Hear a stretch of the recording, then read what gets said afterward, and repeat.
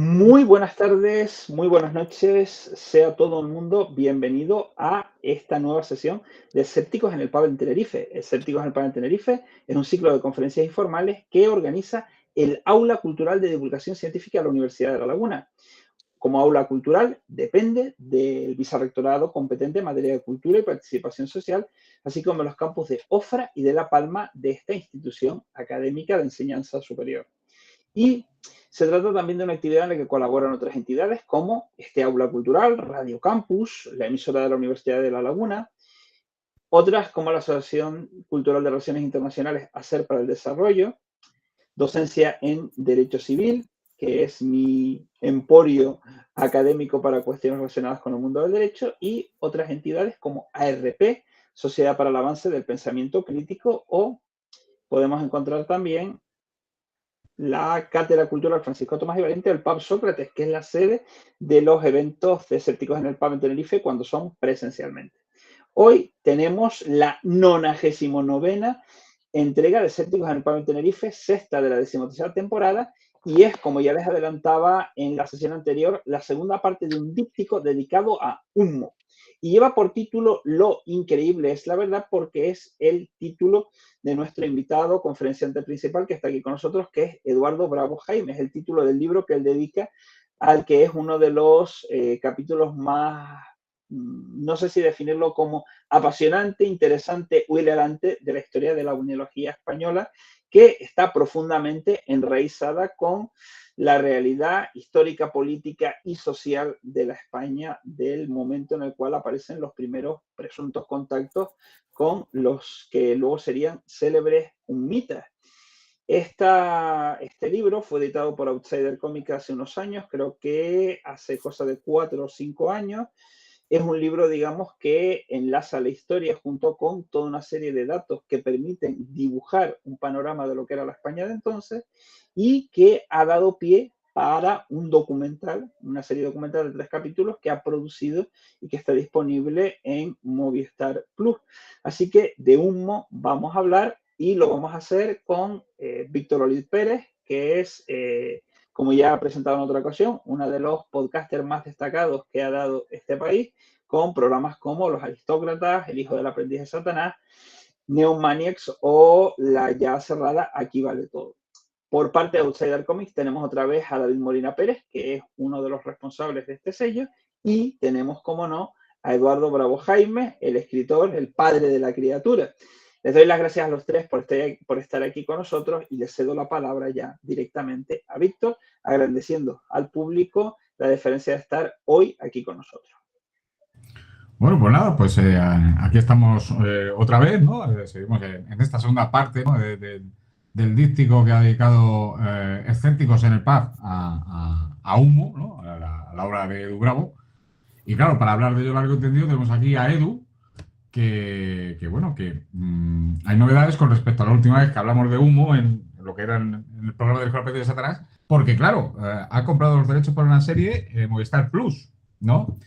Pues entonces, háblanos un poquito de esto, porque ya sabemos lo que es Humo, ¿no? Que es el libro que es el escrito acerca del tema este. Ahora háblanos de cuando llega Movistar Plus y te ofrece hacer la serie. ¿No? Un poquito. Bueno, antes de nada, gracias a todos por la invitación, gracias a Víctor por la presentación y gracias a Luis también por invitarme a esta sesión. No fue Movistar Plus quien llegó a mí, digamos, o me contactó, fue la productora La Cima, que es quien ha desarrollado el documental, y especialmente Javier Olivera y Laura Pousa, que son los guionistas. Bueno, también estaban los productores, ¿no? Digamos, los responsables de la productora, pero ellos dos eran guionistas y realizadores. Y bueno, les interesó el libro y me contactaron no tanto para adaptarlo, porque el libro, la gente que lo haya leído, vosotros sí, pero no sé si más de los que están participando lo han podido leer, no es un libro fácil de adaptar porque tampoco es un libro excesivamente ortodoxo ni en la estructura ni en la forma de abordar el tema. O sea, yo no soy ufólogo, a mí me interesa la ufología hasta cierto punto. O sea, no me interesan los ovnis, me interesa el relato o el mito que hay detrás de los ovnis. Entonces, a la hora de abordar el tema Humo, que sí que me parece que es un mito o un relato fabuloso y apasionante y que responde a los 3 adjetivos que ha dado Luis al principio, porque es hilarante y porque es esperpéntico, pero también es apasionante y es fascinante. Bueno, pues es eso, es un libro difícil de adaptar porque es muy, bueno, va a saltos, se centra más en lo sociológico que en lo realmente ufológico, hay entrevistas entre medias y tal. Entonces, bueno, más que una adaptación, ellos me contactaron como para que yo les ayudase un poquito pues a estructurar o a guiar o a poner en contacto con determinadas personas, ¿no? Y fue así. Bueno, en un principio a mí me chocó porque a mí, igual que me gustan mucho los podcasts y me gusta mucho estar aquí y me gustan las presentaciones y las charlas, a mí la televisión me da un poco de pavor. A mí la televisión me parece que es un medio, o sea, es un medio que te fagocita y que lo que quiere es carne para la máquina constantemente y que te puede destrozar, ¿no? O sea, es lo que interesa en la televisión. Y a mí, en un primer momento, pues no me hacía mucha ilusión participar en el documental. Pero cuando vi que había mucha seriedad por parte tanto de la CIMA como de Laura y de Javier, pues ya me animé. Y también teniendo claro que ellos iban a hacer su producto humo, que no tiene nada que ver con el mío, porque quizá también ahí es donde surgen, digamos, los problemas o los conflictos, cuando de repente un autor tiene su libro, ¿no? Y quiere que su libro se vuelque en la pantalla tal y como él lo ha conceptualizado, como él lo ha pensado, ¿no? Entonces, claro, eso es imposible porque son lenguajes diferentes, ¿no?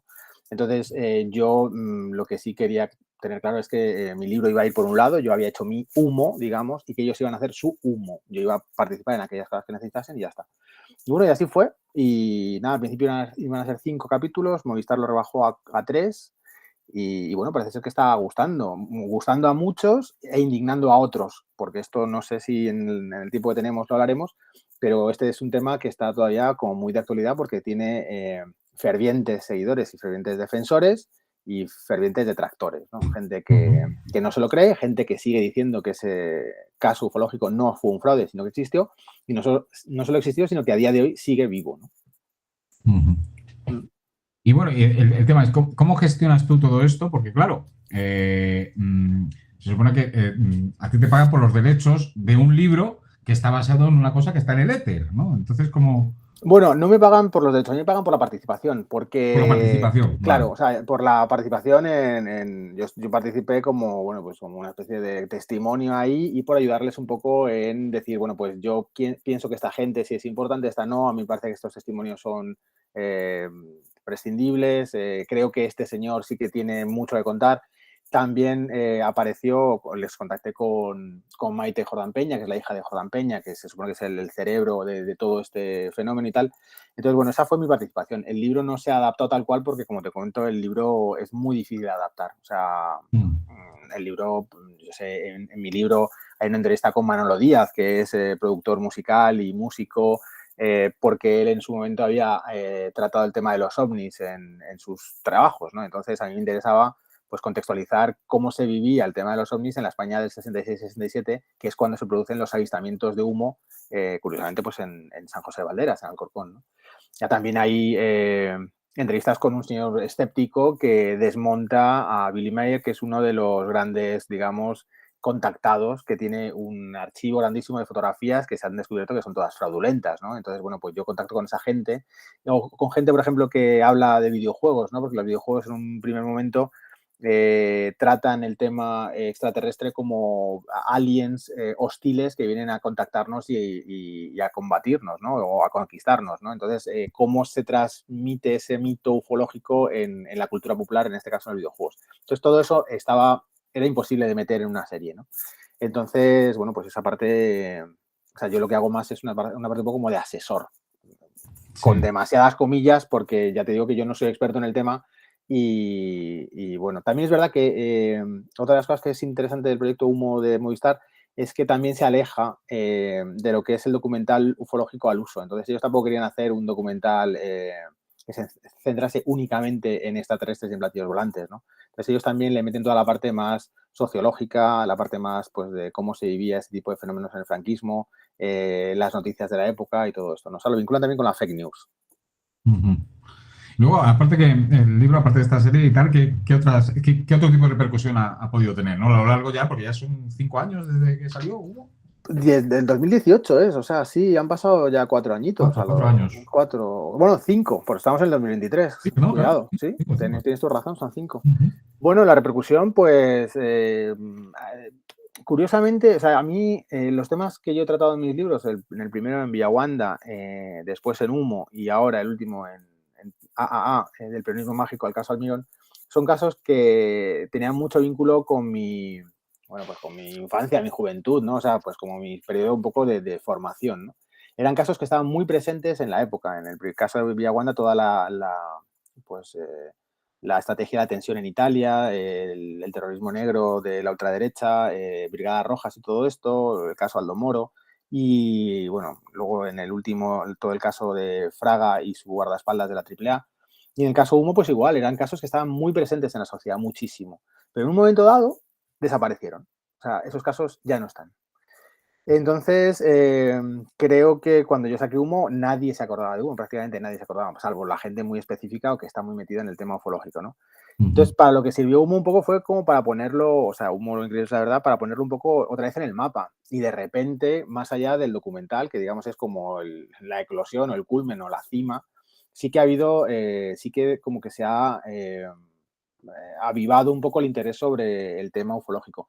Después, y esto sí que yo creo que no tiene ninguna conexión, últimamente estamos viendo, digamos, otro florecer de la ufología, ¿no? O sea, de repente Estados Unidos está diciendo que se han visto platillos, bueno, objetos volantes no identificados, se han derribado algunos de ellos y tal. Y entonces parece como que el tema ufológico está otra vez de moda. Por supuesto, no, yo no soy partícipe de eso, ni he sido factotum, ni lo he provocado. Pero sí que, digamos, en el libro se plantean algunas de las teorías o de las hipótesis que esto podrían desencadenar, es decir, o por qué se desencadena todo esto. Es decir, no nos podemos olvidar que estamos en un periodo bélico ahora mismo. O sea, estamos viviendo una guerra en Europa donde una de las cosas que vuelan por los aires son objetos no identificados y que vuelan. Entonces, que pueden ser misiles o que pueden ser globos sonda o que pueden ser aviones espías o lo que sea, ¿no? Entonces, o que son simplemente fake news que se intentan colar en los medios para despistar la atención sobre cosas como mucho más flagrantes, como puede ser, yo que sé, que haya explotado un oleoducto, ¿no? Entonces, de nuevo, el tema ufológico vuelve a estar en la actualidad. Incluso, lo más curioso, que también pasa con Humo, es que no solo está en la actualidad, sino que está en los medios de referencia. Porque antes, o durante las décadas pasadas, el tema ufológico siempre ha estado, pero ha estado en revistas como Más Allá, en revista Enigmas, en revista Karma 7, en revistas así un poco como muy, bueno, especializadas y de gente como muy, muy fan.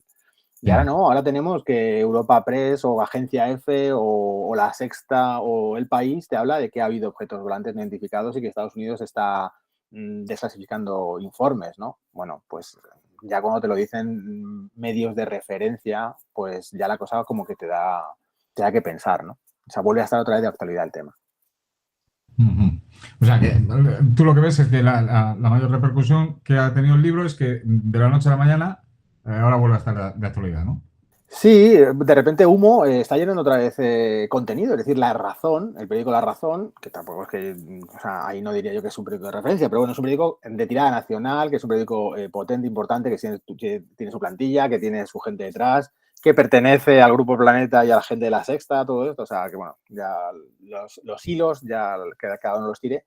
Hizo un reportaje, o sea, una doble página en domingo, me parece, sobre Humo, es decir, El País, a raíz de la serie, también publicó un reportaje sobre Humo. Antes había publicado un reportaje en Icon sobre Humo, es decir, que de repente el tema vuelve a interesar. Y yo creo que con razón, o sea, porque el tema, más allá de si hay o no extraterrestres, o si han venido a vernos en el año 66, en el 67 y después han quedado con nosotros todo este tiempo, es un tema que interesa por todas las ramificaciones, ¿no? O sea, por la parte, que es la que a mí me gusta, más antropológica o más sociológica. O sea, el hecho de a qué responde el hecho de que queramos ser contactados por los extraterrestres, a qué responde el hecho de que pensemos que los extraterrestres son una civilización superior, tanto científica, tecnológica como éticamente respecto de la nuestra.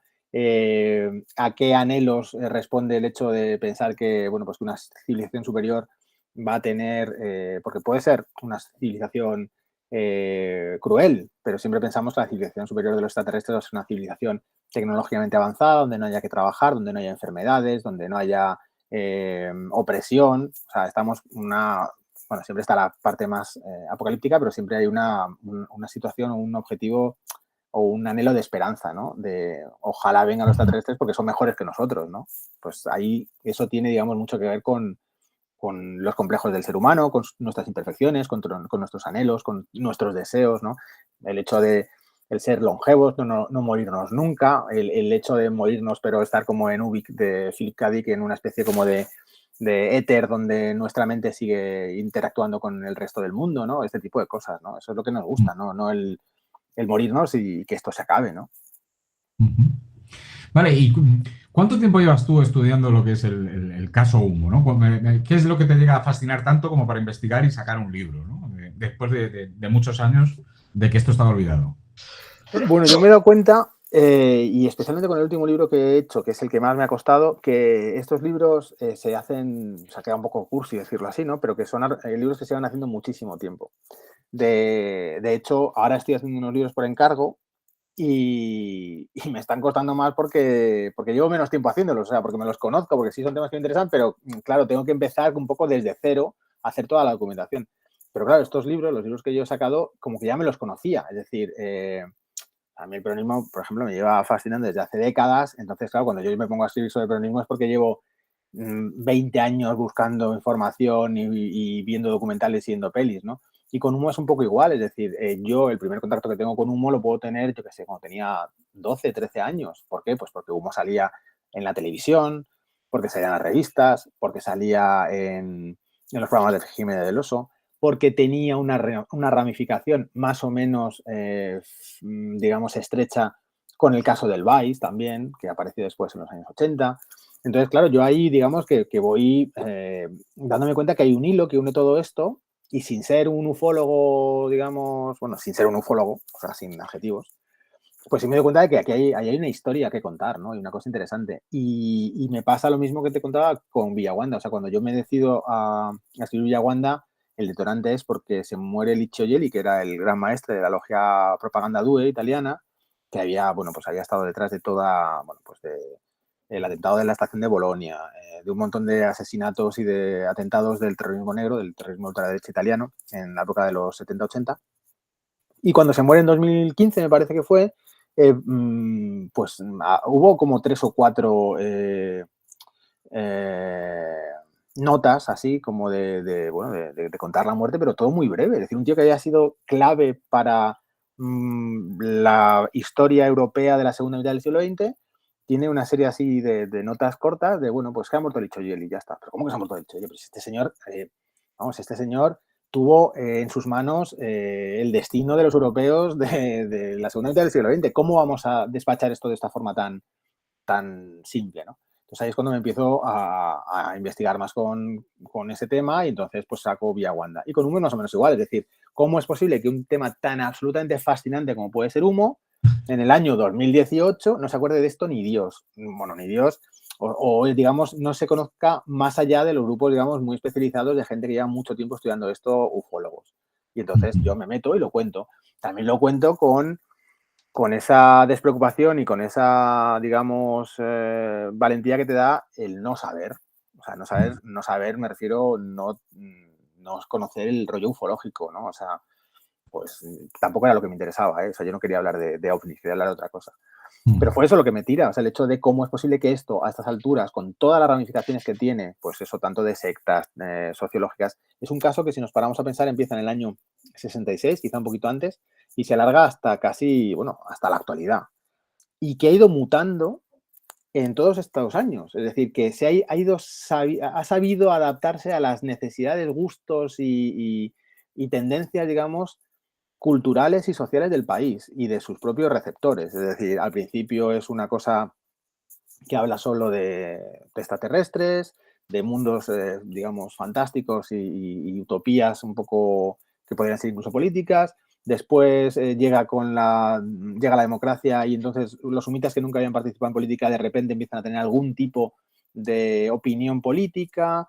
Después se reactiva haciendo que un caso de los años 50-60 en España, ellos de repente se hacen partícipes y convierten una ficción en una especie de realidad. Bueno, es un caso que va mutando a medida que mutan las necesidades y los gustos de aquellos a los que va dirigido. Y eso es lo que permite que sea tan longevo, ¿no? Bueno, al final la cosa pincha porque ya llega un momento en que, bueno, pues nuevos investigadores se dan cuenta que esto es un fraude y que lo que hay que hacer ya es contarlo, ¿no? Y aún así, sigue. O sea, aunque lo hayan destapado, aunque ya se demuestre que haya sido un fraude, a día de hoy hay gente, bueno, sin ir más lejos, el otro día JJ Benítez, en el reportaje este que te digo de La Razón, diciendo que humo existe y que los humitas están entre nosotros y que no ha sido un fraude. Bueno, pues vale. Pues ya está. Claro, porque tú eres totalmente escéptico con este tema, claro. Sí, yo soy totalmente escéptico y bueno, qué mejor este escenario, ¿no? Sí, yo soy escéptico. Soy escéptico. Ya me gustaría que vinieran, o sea, que aparecieran por aquí, por el ventanal y me llevasen a dar una vuelta. Joder, claro, de puta madre. Pues cómo no, o sea, si cualquier experiencia es buena. Bueno, o qué miedo, o quede bien, ¿no? Pero, o qué miedo. El miedo de estas cosas después es contarlo, o sea, porque te pasan y entonces lo mejor que puedes decir es esto queda entre nosotros, es decir, esto no se lo puedo contar a nadie, ¿no? O sea, te genera una especie de problema ahí porque ¿a quién le vas a compartir esto? Es como el que tiene una experiencia, o sea, pues eso es un poco como el camino del héroe este de Campbell, ¿no? Que cuando el héroe regresa a la tribu, al pueblo, ha cambiado tanto y ha vivido tantas cosas que no puede convivir con sus iguales porque él está excesivamente transformado, ¿no? O sea, ese es el camino del héroe. Pues más o menos igual, si te pillan los marcianos, te dan una vuelta y te tienes que ir a de eremita, tío, porque no puedes convivir, o sea, no puedes contarlo, o sea, eso tenlo claro. Entonces, bueno, lo que me refiero es eso, que claro que me gustaría, pero vamos a ver, científicamente parece que no es posible que haya civilizaciones inteligentes cerca de nosotros o que tardarían tampoco en llegar. También muchas de las cosas que se hablan cuando cuando desarrollas el mito ufológico son concepciones antropocéntricas, es decir, donde todo lo que se construye según la visión del ser humano, es decir, con nuestro horizonte, panorama y con nuestros parámetros. Es decir, pensamos que los extraterrestres van a ser personas, o sea, cuando hablamos de vida extraterrestre siempre pensamos que van a ser personas con 2 brazos, con 2 piernas o más o menos una forma antropomórfica, pero es que una vida extraterrestre puede ser una ameba, también puede ser una vida, o un cocodrilo, o puede ser, ¿por qué siempre pensamos que la vida extraterrestre va a ser como nosotros? Pues claro, ahí es donde está, digamos, la parte más interesante, más antropológica, ¿no? Pero claro, yo con todos esos datos pienso que sí, que hubo un fraude muy gordo. Eso ya por la parte científica. Pero luego por la parte historicista, digamos, por cómo se desarrolla humo, hay una serie de cosas que nos demuestran que humo es un fraude. Y es un fraude que además podía haberse descubierto si el primer avistamiento de humo es el del 66 y el segundo es del 67, el primero es de Aluche, después el de San José de Valderas. En el mismo año 67 se podía haber descubierto que era un fraude. Porque hasta en los propios libros de los ufólogos que se lo creían, empiezas a darte cuenta de que ahí ya la cosa canta mucho. Es decir, hay un personaje que es muy recurrente, que es José Luis Jordán Peña, que está en todos los sitios. Está en el avistamiento de Aluche, está en el avistamiento de San José de Valderas y luego forma parte de todos los grupos investigadores de ovnis del país. Tú dices, hombre, vamos a ver, ¿qué posibilidades tienes de que te toque la lotería? Y eso son matemáticas. Imposible. Bueno, pues a este tío le tocó la lotería 2 veces. Yo lo cuento un poco que es como lo de el concejal Matanzos de Madrid, que le tocaba la lotería todos los años. Todos los años le tocaba la lotería de Navidad.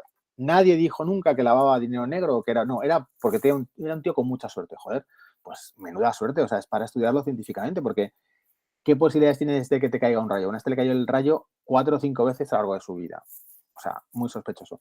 Pues lo mismo pasa con Jordán Peña, es decir, que Jordán Peña esté en todos los sitios, en todo momento, y que los que lo investigan no terminan de dar que unas veces es Jordán y otras veces es Jordán Peña y que son la misma persona, y dices, venga, no me digas.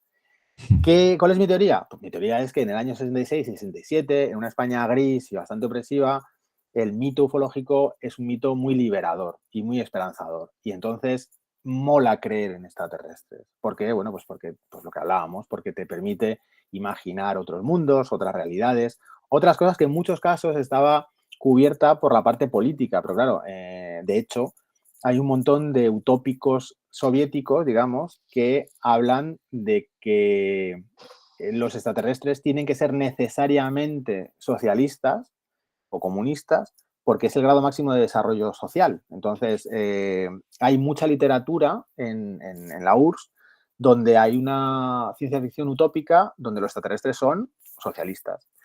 Y eso es un poco el discurso que también se trae en España en esa época. Un discurso que lo podía dar el Partido Comunista o lo podía dar la CNT, por ejemplo, pero que si te metías en esas células ibas a acabar en prisión, muy posiblemente. Pero si eso lo hablabas en las tertulias ufológicas, nadie te decía nada. Bueno, pues hay una ansia de creer, hay unas ganas de creer, es un efecto un poco balsámico para aquellas personas que lo vivían. Pero vamos, es un efecto, no te voy a decir que placebo, sí, o más que placebo, de placer, ¿no? O sea, de disfrute, de estamos haciendo una cosa, pues como el que juega al rol, o como el que se va a jugar al tenis, o como el que va a hacer una cosa que le satisface personalmente. Pero si analizas los datos uno a uno y con cuidado, pues esto se hubiera podido echar abajo en el año 67 y además por los propios que durante años estuvieron investigando el caso y diciendo que era cierto. Bueno, creo que Molina y Luis querían comentar algo, ¿no? Yo, bueno, el libro de humo, como antes citabas, que trata de varios temas, ¿no? De, bueno, el central es el humo y el avistamiento de los ovnis, pero que luego tratas también de Manolo Díaz, el L. Ron Hubbard, Bless Evans, el Space, el creador de los videojuegos de Space Invaders. A la hora de meter todos estos temas, ¿descartaste alguno? Que no... Pues la verdad es que yo no me acuerdo porque supongo que sí. Y normalmente los temas yo más los descarto más que porque no considere que entren, porque los libros yo, o sea, yo no me voy a hacer rico vendiendo libros. Eso es una cosa que es un hecho, vamos, o sea, está asumido. O sea, demasiado bien ha ido la cosa, que se ha sacado una serie y que he ganado un poco de dinero siendo como, digamos, asesor de la serie. Es decir, pero vamos, esto es una cosa impensable, que no creo que suceda ni con el anterior ni con el actual, ¿no? Entonces, yo millonario no me voy a hacer. Entonces, yo lo que hago es el libro que a mí me gustaría leer, el libro que a mí me hace feliz y ya está. Entonces, ¿que es un libro, que estos libros son libros un poco heterodoxos? Sí. ¿Que no siguen una estructura lógica? Mira, yo cuando me tuve que releer Villaguanda para hacer la segunda edición, cuando acabé dije, o sea, ¿qué es esto, tío? O sea, ¿qué es esto? O sea, un libro que yo cuando lo había escrito lo había visto súper claro y tal, cuando lo estaba leyendo a mitad del libro y decía, ¿esto qué es? O sea, no acababa de entenderlo. Luego sí, lo acabé y dije, joder, pues no está tan mal. Y con Humo me pasó igual. O sea, Humo llega un momento en que cuando yo estaba haciendo la revisión para la segunda edición también dije, esto se me ha ido de las manos. O sea, ¿esto dónde va? ¿Dónde va? Y de repente hace un giro y engancha todo otra vez. Y digo, bueno, vale, está bien, menos mal. Pero claro, los libros les pierdes un poco la pista y te olvidas, ¿no? Entonces, yo no rechazo nunca ningún tema que me apetezca incluir en un libro, aunque sea, aunque parezca que está fuera de lugar. Lo que sí ocurre es que muchas veces esos temas no llego a tenerlos en las manos. Es decir, yo en esta ingenuidad que es el como hago un libro y lo hago para mi placer, voy a ver si fulanito me coge el teléfono, pues yo llamo a fulanito. Y en ocasiones fulanito te coge el teléfono y en ocasiones no. Cuando no me lo coge, este tema no entra. No entra porque no he podido dar con él. Si me lo cogen, entra. Entra porque me apetece meterlo. Y esto, por ejemplo, pasó con Villaguanda, con Darío Fo. O sea, Darío Fo, tío, o sea, el premio Nobel Darío Fo, yo le contacto porque quería que me contase una cosa sobre muerte accidental de un anarquista, que es su obra de teatro. Y, tío, yo llamo a la Fundación Darío Fo, la Fundación Darío Fo me dice que sí, que ningún problema y que sí, que le mande un cuestionario. Y el cuestionario estuvo en la mesa de Darío Fo. Lo que pasa es que el cuestionario yo me vine un poco arriba y fue muy largo. Ellos me pidieron que lo recortase, lo recorté, Darío Fo se puso malo y Darío se murió. Vale. Pero si yo hubiera sido un poco más listo, en lugar de mandar un cuestionario de 20 preguntas, yo mando un cuestionario de 3, posiblemente en Villaguanda hubiera estado el testimonio de Darío Fo, cosa que hubiera sido un pelotazo para mí, ¿no? Pues más o menos con Humo pasa igual. Es decir, lo que no ha entrado ha sido porque no he conseguido dar con ellos. Prácticamente. O sea, yo no descarto temas que considere que pueden ser interesantes y atractivos para el libro, a pesar de que en un primer momento parece que son pues inconexos o que no forman parte del libro. No, si a mí me apetece, lo meto. O sea, a mí me apetecía mucho meter a Manolo Díaz. Quizá no es un testimonio ufológicamente relevante. Bueno, puede ser, pero es un señor que en el año 66, 65, 67 hace canciones sobre extraterrestres, sobre drogas, por ejemplo, que también es un tema muy interesante, y sobre un montón de cosas más. Entonces yo digo, bueno, pues este señor sí que es a lo mejor no es un referente ufológico, pero sí es un referente sociológico de qué estaba pasando en España en ese momento y nos puede ayudar a entender por qué en España en ese momento el mito ufológico cala y cala también. Bueno, pues entonces en lo que sí cuenta, habla de las drogas, habla de que leía mucho a Ray Bradbury, por ejemplo, habla que en el entorno intelectual la ciencia ficción era un tema bastante aceptado y digamos, buscado y tal. Entonces, bueno, pues son pequeños detallitos que cuando lo pones en el conjunto, creo que sí enriquecen. Y bueno, a mí Manolo Díaz me parece que es un tío, o sea, ha sido productor de Vainica Doble, es decir, pues bueno, pues si tengo la posibilidad de hablar con él y decirle, hay que ver, gracias por todo lo que has hecho y encima me vale para el libro, pues guay, pues ahí está. Qué guay. ¿Se lo mandaste tú luego a Manolo Díaz el libro? Sí. Además, lo de Manolo Díaz fue muy gracioso porque es que Manolo Díaz es un mega capo de la industria musical actual. O sea, él es el presidente de los Grammys latinos. O sea, yo tuve que escribir a Miami y tal, hablar con las secretarias, contarle la historia y tal. Y él aceptó muy bien. Yo le mandé el libro y bueno, pues no sé hasta qué punto le gustó, pero lo que es cierto es que tampoco le molestó. O sea, que ahí está. Es decir, la entrevista a Manolo Díaz es súper respetuosa porque me parece que es un tío que es trascendente en la historia de la música española, ¿no? Entonces no tiene por qué molestarse, pero bueno, que a lo mejor en el conjunto le pueda parecer un poco que no se encuentre a gusto, porque claro, es lo que tú decías, es un libro en el que aparecen ovnis, aparecen sectas, aparecen drogas, aparecen un montón de cosas más. Entonces a lo mejor él piensa, bueno, pues a lo mejor esto no es donde yo me siento a gusto, ¿no? Un señor que está acostumbrado a estar pues en los Grammy latinos. Bueno, pues podría ser, pero no me lo hizo saber, ¿eh? O sea, bueno, está guay.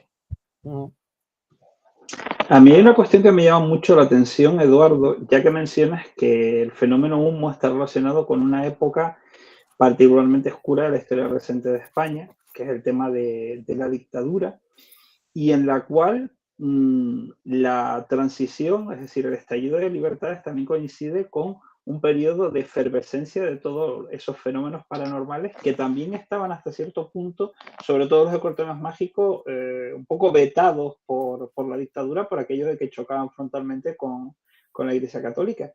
Pero me llama la atención precisamente que en ese ámbito, digamos, casi de tardofranquismo, se desarrollan dos fenómenos que tienen una parte siniestra, porque en el libro, por ejemplo, la historia de Humo tiene un toque bastante siniestro, digamos, que se puede reflejar también en algunas de las declaraciones que ha hecho la hija del principal muñidor de esta historia, y luego otra que también dio lugar a otro documental que está disponible en la misma plataforma que el de Humo, que es la historia de la iglesia del Palmar de Troya, que tiene también una parte que es absolutamente hilarante y otra parte que es también profundamente siniestra y que incluso también hay aspectos donde esa especie de extremos se tocan, pero donde lo que no se busca es la libertad, porque la iglesia del Palmar de Troya es una iglesia que considera que todo lo que es el Concilio Vaticano II es herético y que hay que volver a la época tridentina.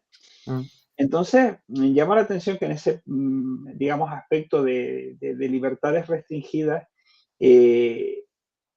derivan dos aspectos, digamos, a posiciones diametralmente distintas, pero que chocan con los planteamientos del régimen. Y hay otra cuestión que está relacionada con lo que has comentado, la idea de que, de la misma manera que Humo, que ha sido una y mil veces desmontado, después de que buena parte de los nombres propios de la unilogía patria les hayan sacado los colores, bueno, en este como en otros tantos temas, el tema de que se resista a morir, y tú mencionas la figura de JJ Benítez, pero es que el planteamiento es que ese valedor que es Benítez, también volvemos a plantearse, no es el tema de que defienda algo que ya ha sido, digamos, desmontado, sino cómo es posible que a estas alturas todavía veamos libros de JJ Benítez, que va por la 12ª parte de Caballo de Troya también ha sido, digamos, profundamente desmontado,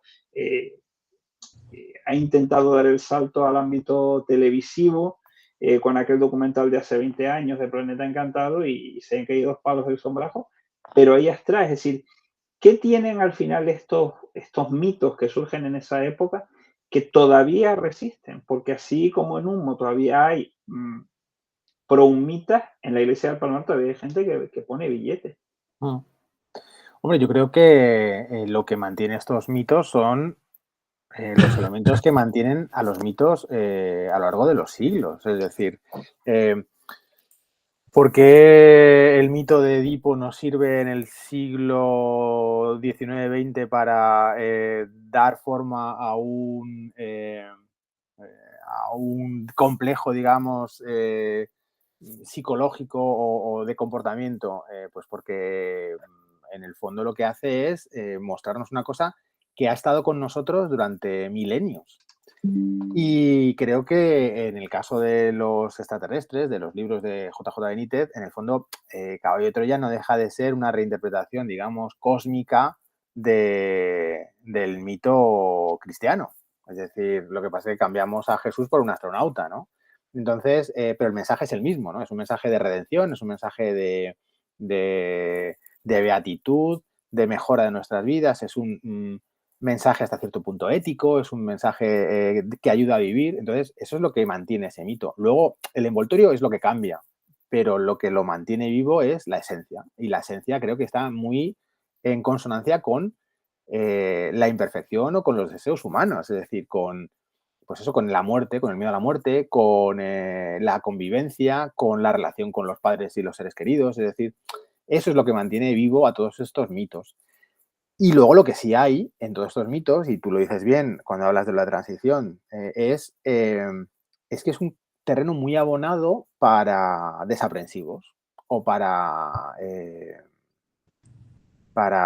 cazadores, digamos, o para depredadores. Es decir, esas personas que necesitan de estos mitos para, como efecto balsámico, para vivir mejor, para tener más, una vida más sana, acorde o tranquila, se aprovechan de esas necesidades o de esas debilidades, digamos, para sacar sus propios réditos. Y los réditos pueden ser editoriales, pueden ser narcisistas simplemente de popularidad, o pueden ser ya mucho más allá, como pueden ser económicos o de satisfacción de, yo qué sé, de deseos sexuales, ¿no? O sea, de quebrar tu voluntad.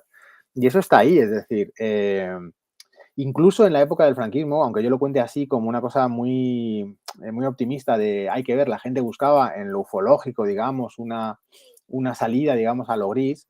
En toda estructura humana, digamos, siempre se repiten una serie de situaciones de dominación, ¿no? Entonces, en los propios grupos ufológicos hay una jerarquía, digamos, hay el que sabe más, el que sabe menos. En el caso de Humo está también el que recibe cartas y el que no las recibe, el que recibe muchas y el que recibe pocas, el que recibe cartas que se consideran que son originales y el que recibe cartas que se considera que son apócrifas. Y todo eso va generando una serie de relaciones y de situaciones. El que recibe cartas broma, porque oye, cuidado, que hay mucha gente en Humo que escribía cartas falsas para reírse de los que estaban dentro del grupo, ¿no? Entonces, ahí también hay, bueno, un momento de chanza o un momento de humillación también. Es decir, o sea, todo ese tipo de miserias humanas se dan en ese tipo de grupos. Lo que pasa es que luego tienes que ver cuál es la dimensión que tienen. En ocasiones simplemente es bueno, pues es gastar una broma y reírnos de alguien, y en otras ocasiones es quebrar su voluntad y acostarnos con él, por ejemplo, o con ella, ¿no? Y eso pasa después en la época de la transición, es decir, hay más libertades, hay más posibilidades de asociación, por ejemplo. El mito ufológico sigue siendo un mito que funciona y entonces empiezan a surgir grupos sectarios, por ejemplo. Y eso pasa también. Entonces yo creo que todo lo que, o sea, todas esas manifestaciones a lo que responden es a que todo lo que subyace o atraviesa el mito ufológico, en el fondo, es lo que pasa al ser humano. Y le pasa, pues en ocasiones lo que analizas desde el punto de vista político, vamos a hacer una sociedad mejor en el ahora, otras veces es en el campo religioso, voy a ser una mejor persona para tener el cielo dentro de, o sea, cuando yo me muera, o vamos a intentar contactar con los extraterrestres para ver si nos sacan de aquí y nos llevan a un mundo mejor. En el fondo el anhelo y el deseo y el objetivo es el mismo. Lo que pasa, lo que cambia es eso, el envoltorio o el planteamiento, ¿no? O sea, creo que va por ahí. Esa es mi opinión, por supuesto. Vale, Eduardo, ¿conocerías algún caso similar al de Humo con menor relevancia, pero también interesante, así, dentro de lo que es el fenómeno ovni español? Yo no, y yo creo que, pero no porque no pueda existir, yo creo que no también por mi desconocimiento de, digamos, del tema ufológico en general.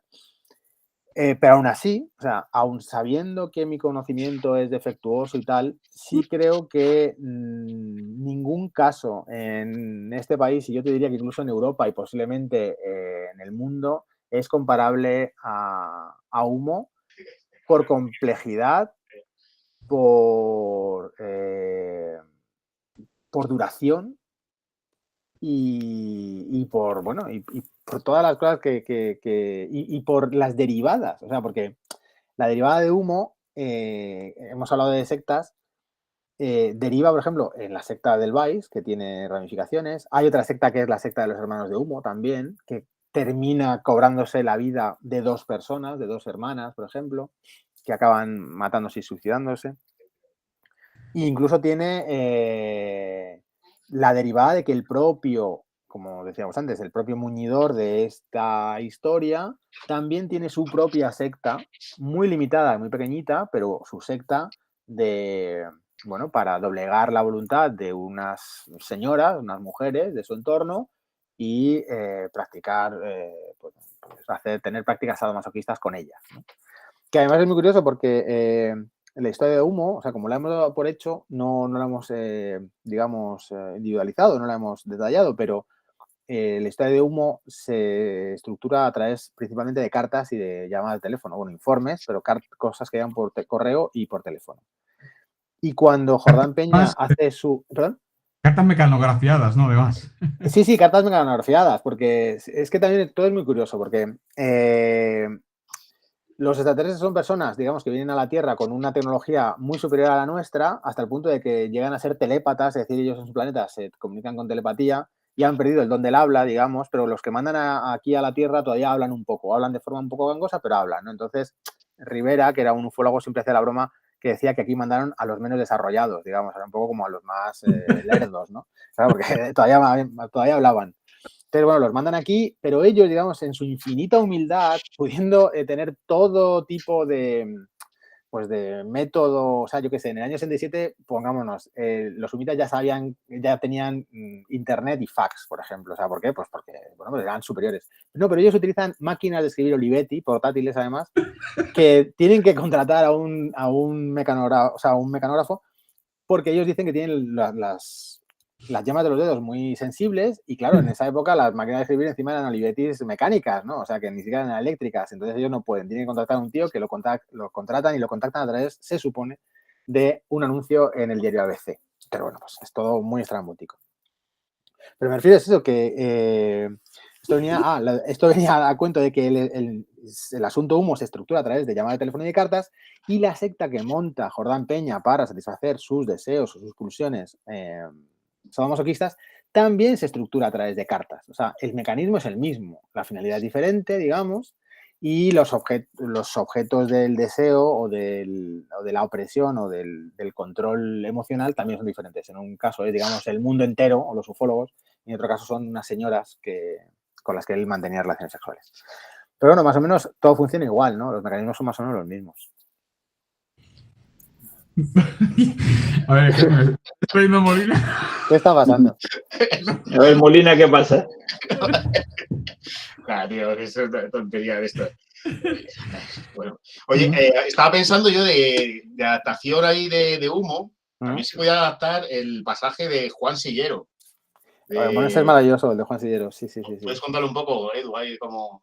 Pues el de Juan Sillero, ahora mismo no me acuerdo muy bien, pero o sea, la cosa es que, bueno, es un señor que ve, o sea, tiene un contacto extraterrestre, es contactado por extraterrestres y se lo llevan a la nave, ¿no? Y bueno, en esa época es muy interesante porque, claro, había gente que hacía informes y luego publicaba una especie de fanzines, o sea, revistas más o menos profesionales donde contaban todas las investigaciones que habían hecho. Y la de Juan Sillero es, bueno, pues le contactan, le piden que explique cómo vio las naves, desde dónde, tal, dónde él estaba apostado y vi la luz y todo esto. Y en un momento dado a Juan Sillero se lo llevan los extraterrestres, lo suben a la nave y se lo llevan para allá. Y entonces Juan Sillero incluso hace dibujos sobre lo que ve. Y en uno de esos dibujos salen los extraterrestres, uno de ellos, digamos, de sexo femenino, porque claro, volvemos a lo de siempre, es decir, cuando analizamos a los extraterrestres o no tienen sexo o tienen sexo binario también, porque, bueno, era la época, que también es muy interesante porque... Tengo aquí la página, no sé si se verá algún día cuando se suba a YouTube, no sé si qué tal. Esto es lo que dibujó el tal Juan Sillero. Luego tiene una vis cómica que te cagas, porque le pone también un bocadillo, y en el bocadillo de pensamiento dice, cuando ve al alien, dice, qué tía más buena, qué pechos tiene. Efectivamente, claro, o sea, eso es lo más sorprendente. O sea, Juan Sillero se siente, digamos, impactado por los pechos de la extraterrestre, ¿no? Que además volvemos a lo de siempre, o sea, estamos hablando de unos extraterrestres que tienen pechos, es decir, si tienen mamas los extraterrestres, entonces que son mamíferos, es decir, se supone que eso tiene una funcionalidad. ¿Los extraterrestres qué hacen? ¿Se desarrollan en laboratorio o paren como nosotros mamíferos, ¿no? Ya. Entonces, por eso digo que se mezcla mucho nuestro concepto de la vida con lo que nosotros esperamos que sean los extraterrestres, cuando los extraterrestres pueden ser eso o cualquier otra cosa totalmente diferente. Porque, primero, porque dado el desconocimiento todo cabría, y después, porque esos señores o esa vida inteligente de fuera de la Tierra tiene que responder a nuestros parámetros biológicos, vitales y normales. Es decir, también es muy curioso, hay gente que estudia este tipo de historias que se plantea que si en la Tierra hay infinidad de especies, es decir, hay hombres, es cierto, pero hay elefantes, hay leones, hay perros, hay gatos, hay pájaros, ¿por qué no puede haber extraterrestres con ese tipo de formas? Es decir, porque las mutaciones genéticas o las combinaciones genéticas podrían también dar ese tipo de criaturas, más o menos inteligentes, que incluso manejasen naves espaciales. Bueno, pues no se da. O sea, el modelo, digamos, extraterrestre, más o menos con sus variaciones, es muy antropomórfico, ¿no? O sea, incluso cuando pierden los brazos, porque nos cuentan que como ellos ya no necesitan brazos para trabajar, pues no, bueno, pero tienen piernas y tienen dos, no tienen una, tienen dos. Y ese tipo de cosas. Cuando son cíclopes, bueno, tienen un ojo, vale, pero también hemos tenido cíclopes en la época, digamos, griega, ¿no? En toda la historia de la Odisea. O sea, responden como a cosas que ya sabemos, ¿no? O que ya hemos visto. Y que son muy nuestras, muy humanas. El Juan Sillero ¿sabes algo que ha sido de él o no tienes idea? No, esas cosas, bueno, pues también, una de las cosas que también, bueno, pues tenemos que darnos cuenta también en la sociedad en la que vivimos, ¿no? Tenemos una sociedad que, bueno, pues que donde la gente en ocasiones necesita protagonismo. O sea, primero podemos tener patologías, gente que tiene alucinaciones y que lo que ha visto lo considera que ha sido cierto, pero que responde en una cuestión médica. Hay personas que no han visto nada, pero que les gusta fantasear y les gusta contar historias. Es decir, y eso lo sabemos en nuestro círculo cercano o cuando vamos a un pueblo, lo que sea. Entonces, la gente le gusta contar fantasías. Y luego hay gente que quiere tener repercusión mediática y entonces hace lo que sea por salir en la televisión, en los medios y tal. Antes, ahora quizá la cosa está más diluida, pero antes tú salías en la tele, en la 1 o en la 2, en esa época, en el UHF, y eras el rey del pueblo y de la ciudad durante meses, porque era una cosa que aunque solo se veía una vez, porque no había repeticiones como ahora, pero lo veían millones de personas. Entonces, si lo que querías era repercusión, bueno, pues esta era una forma, es decir, inventarte situaciones estrambóticas, pues para salir, no sé, en el nodo. Bueno, a lo mejor en el nodo no, porque digamos tenía un sesgo más político, pero sí para salir en algunas revistas, como podía ser El Caso, o periódicos como El Caso, o Informaciones, que en Informaciones salió la foto de humo, o cosas así, ¿no? Entonces, tenemos que ver que todo esto también está muy atravesado por las miserias humanas, por los deseos humanos, por el deseo de popularidad, por el deseo de dinero, por supuesto, por el deseo de destacarse, de impresionar a otros, por la envidia. Bueno, o sea, creo que no podemos dejar todos esos sentimientos fuera de este tipo de casos o de fenómenos. Claro, incluso la teoría que tengo yo siempre que es por follar, o sea, una mera excusa para... Claro, por supuesto, claro. O sea, que tú planteate, estás en el año 67, 68, 70 en España y quieres conocer chicas. Bueno, pues oye, una tertulia ufológica no es un mal lugar, ¿no? E incluso si puedes ir los fines de semana con esas chicas a hacer investigaciones, pues ya tienes un contacto mayor del que podrías tener a lo mejor cuando vas a la discoteca Consulado, ¿sabes? Ahí simplemente un viernes, ¿no? Ahí te das todo el fin de semana a un camping a ver las estrellas por la noche. Joder, bueno, pues menudo escenario. O sea, Claro. ya tienes mucho ganado, ¿no? No, Claro todo que esto, sí, por supuesto. las sectas, todos estos rollos son siempre muy lúdicos, ¿no? Siempre, o sea, se facilita el contacto sexual, ¿no? Es una cosa que me llama la atención siempre. Por lo menos con algunas personas de la secta, especialmente con el gurú, es decir, no. Sí, claro, O claro. sea, Se es una repiten cosa. los temas del díptico este. Ahí, siempre lo de follar sale. Es que en el anterior también hablábamos de las sectas y las ganas de follar.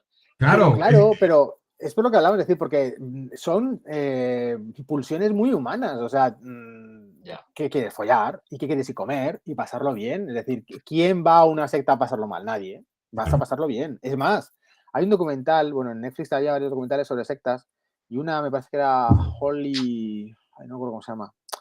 Bueno, era un documental sobre un gurú que además era bailarín y bueno, tenía una secta ahí por California, me parece, muy New Age, más que de extraterrestres, pues más de cultura New Age, donde, bueno, pues los acólitos le llegan a construir hasta un teatro a mano ellos y cada año hacen una obra de teatro donde él es el primer bailarín y los demás bailan y tal. Entonces, en un momento dado, uno de los acólitos manda un mail ahí común cuando ya empieza a Internet a popularizarse, donde cuenta, mira, sí, todo muy bonito, pero cuando yo llegué aquí, a mí el gurú se me folló, vamos así, vamos. Y entonces, bueno, de repente a este tío lo echan de la secta, todo el mundo va contra él y lo terminan expulsando. Y cuando hacen el documental, otros testimonios, otras de las personas a las que les piden el testimonio, dicen, cuando yo recibí el mail, por supuesto que me puse en contra de él, pero me di cuenta de que de mí, o sea, a mí también me había follado el gurú. Ah, y a mí también, ¿no? Y a mí también, tal. O sea, se los ha follado a todos. Al final el gurú, que empieza a tener problemas con la justicia, se marcha. Y los tíos cuando relatan eso, algunos se ponen a llorar. Y dicen, sí, es verdad, era una secta, se me folló el gurú varias veces y tal. Pero fueron los mejores años de mi vida. Los mejores años de mi vida. Entonces, por supuesto que ahí hay una dominación emocional, que ha habido un control de todo, de tu vida, te han alejado de la familia, te han dejado en una situación más débil y más indefensa respecto de otras decisiones. Pero por supuesto nadie está en una secta para pasarlo mal. La gente que está en las sectas, a pesar de todo ese control social o emocional, lo pasan bien. Dentro de su parámetro, ¿eh? No estoy justificando las sectas como una cosa, sino que ellos consideran que eso fueron sus mejores años de su vida y lo echaban de menos, a pesar de todo el abuso que habían recibido.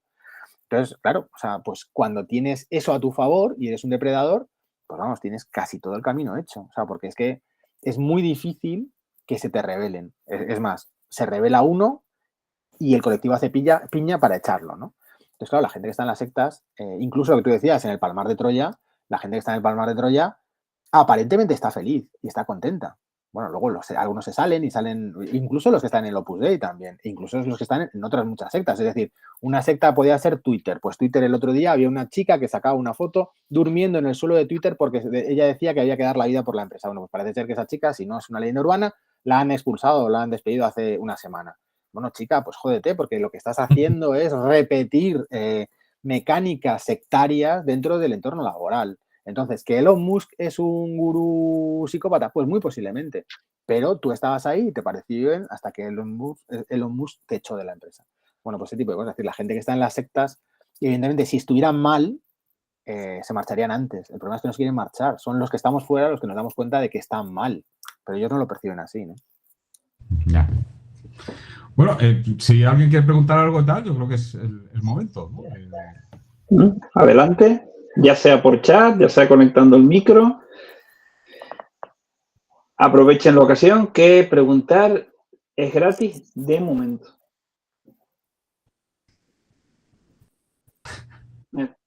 Ahí está, venga, Raimundo, adelante. Hola, buenas noches. Todo esto interesante, la verdad. Buenas Oye, yo noches. quisiera saber si el tema de humo influyó también de manera colateral a las mismas sectas que estaban afincadas en España y se aprovecharon del tema. Bueno,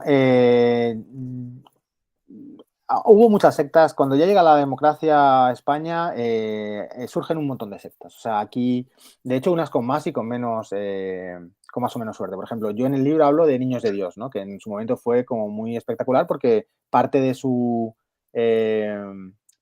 forma de captar gente era a través de la prostitución de sus acólitas, digamos, de sus seguidoras.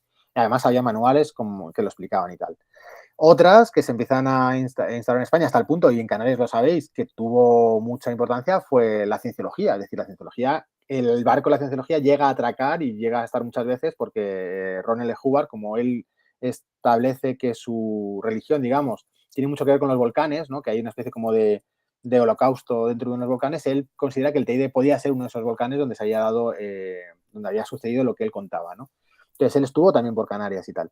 Y la cienciología, que en un momento dado era considerada una secta, tal cual, destructiva, y de hecho creo que sigue siéndolo en Francia y en Alemania, por ejemplo, en España es una iglesia reconocida oficialmente por el Ministerio del Interior. Es decir, que, bueno, unos han sido perseguidos y otros, digamos, se han dulcificado o han sido, digamos, asociados. El caso concreto de una secta, que es la secta del Vais, sí que se beneficia de parte de la historia de Humo para, bueno, pues para aprovecharse y para abusar, y en este caso, que fue también una cosa muy trascendente y con mucha alarma social, de menores de edad. Hay una persona que ya tenía antecedentes bastantes sobre abusos de menores, que además estaba vinculado con la familia Trujillo, porque me parece que estaba casado con una de las hijas o nietas de Trujillo.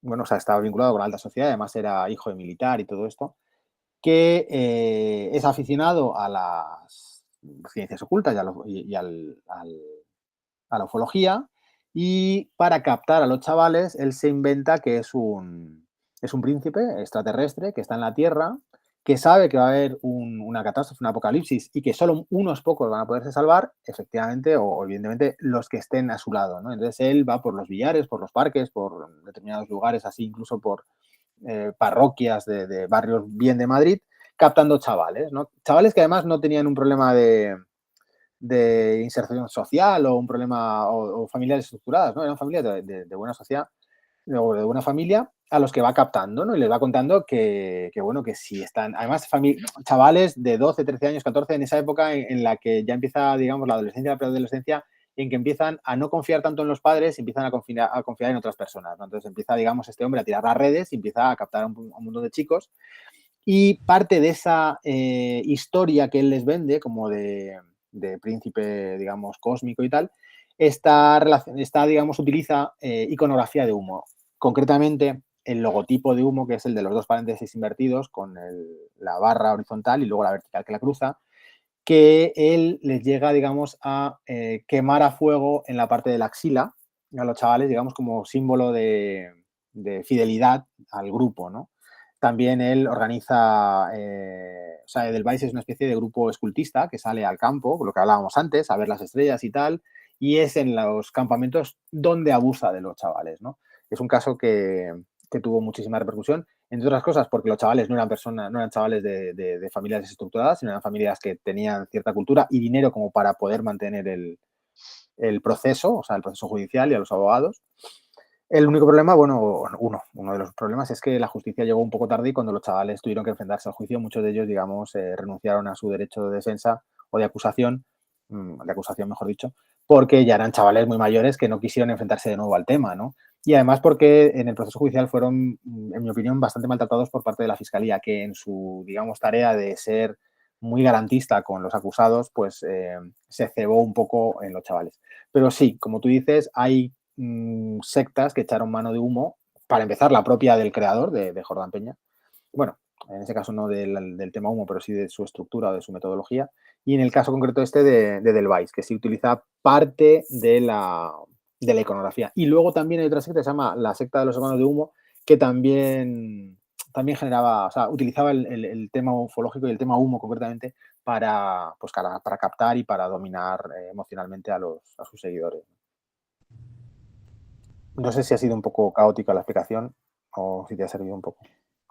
No, ha estado bastante bien. Lo que quisiera saber si el documental te benefició en el tema de que la gente contactó contigo, y te benefició también en la reventa de tu libro, o sea, en el que se basó el documental de Movistar. Yo creo que eso no, o sea, creo que... Sí ha habido, ha habido... ¿Ah, sí?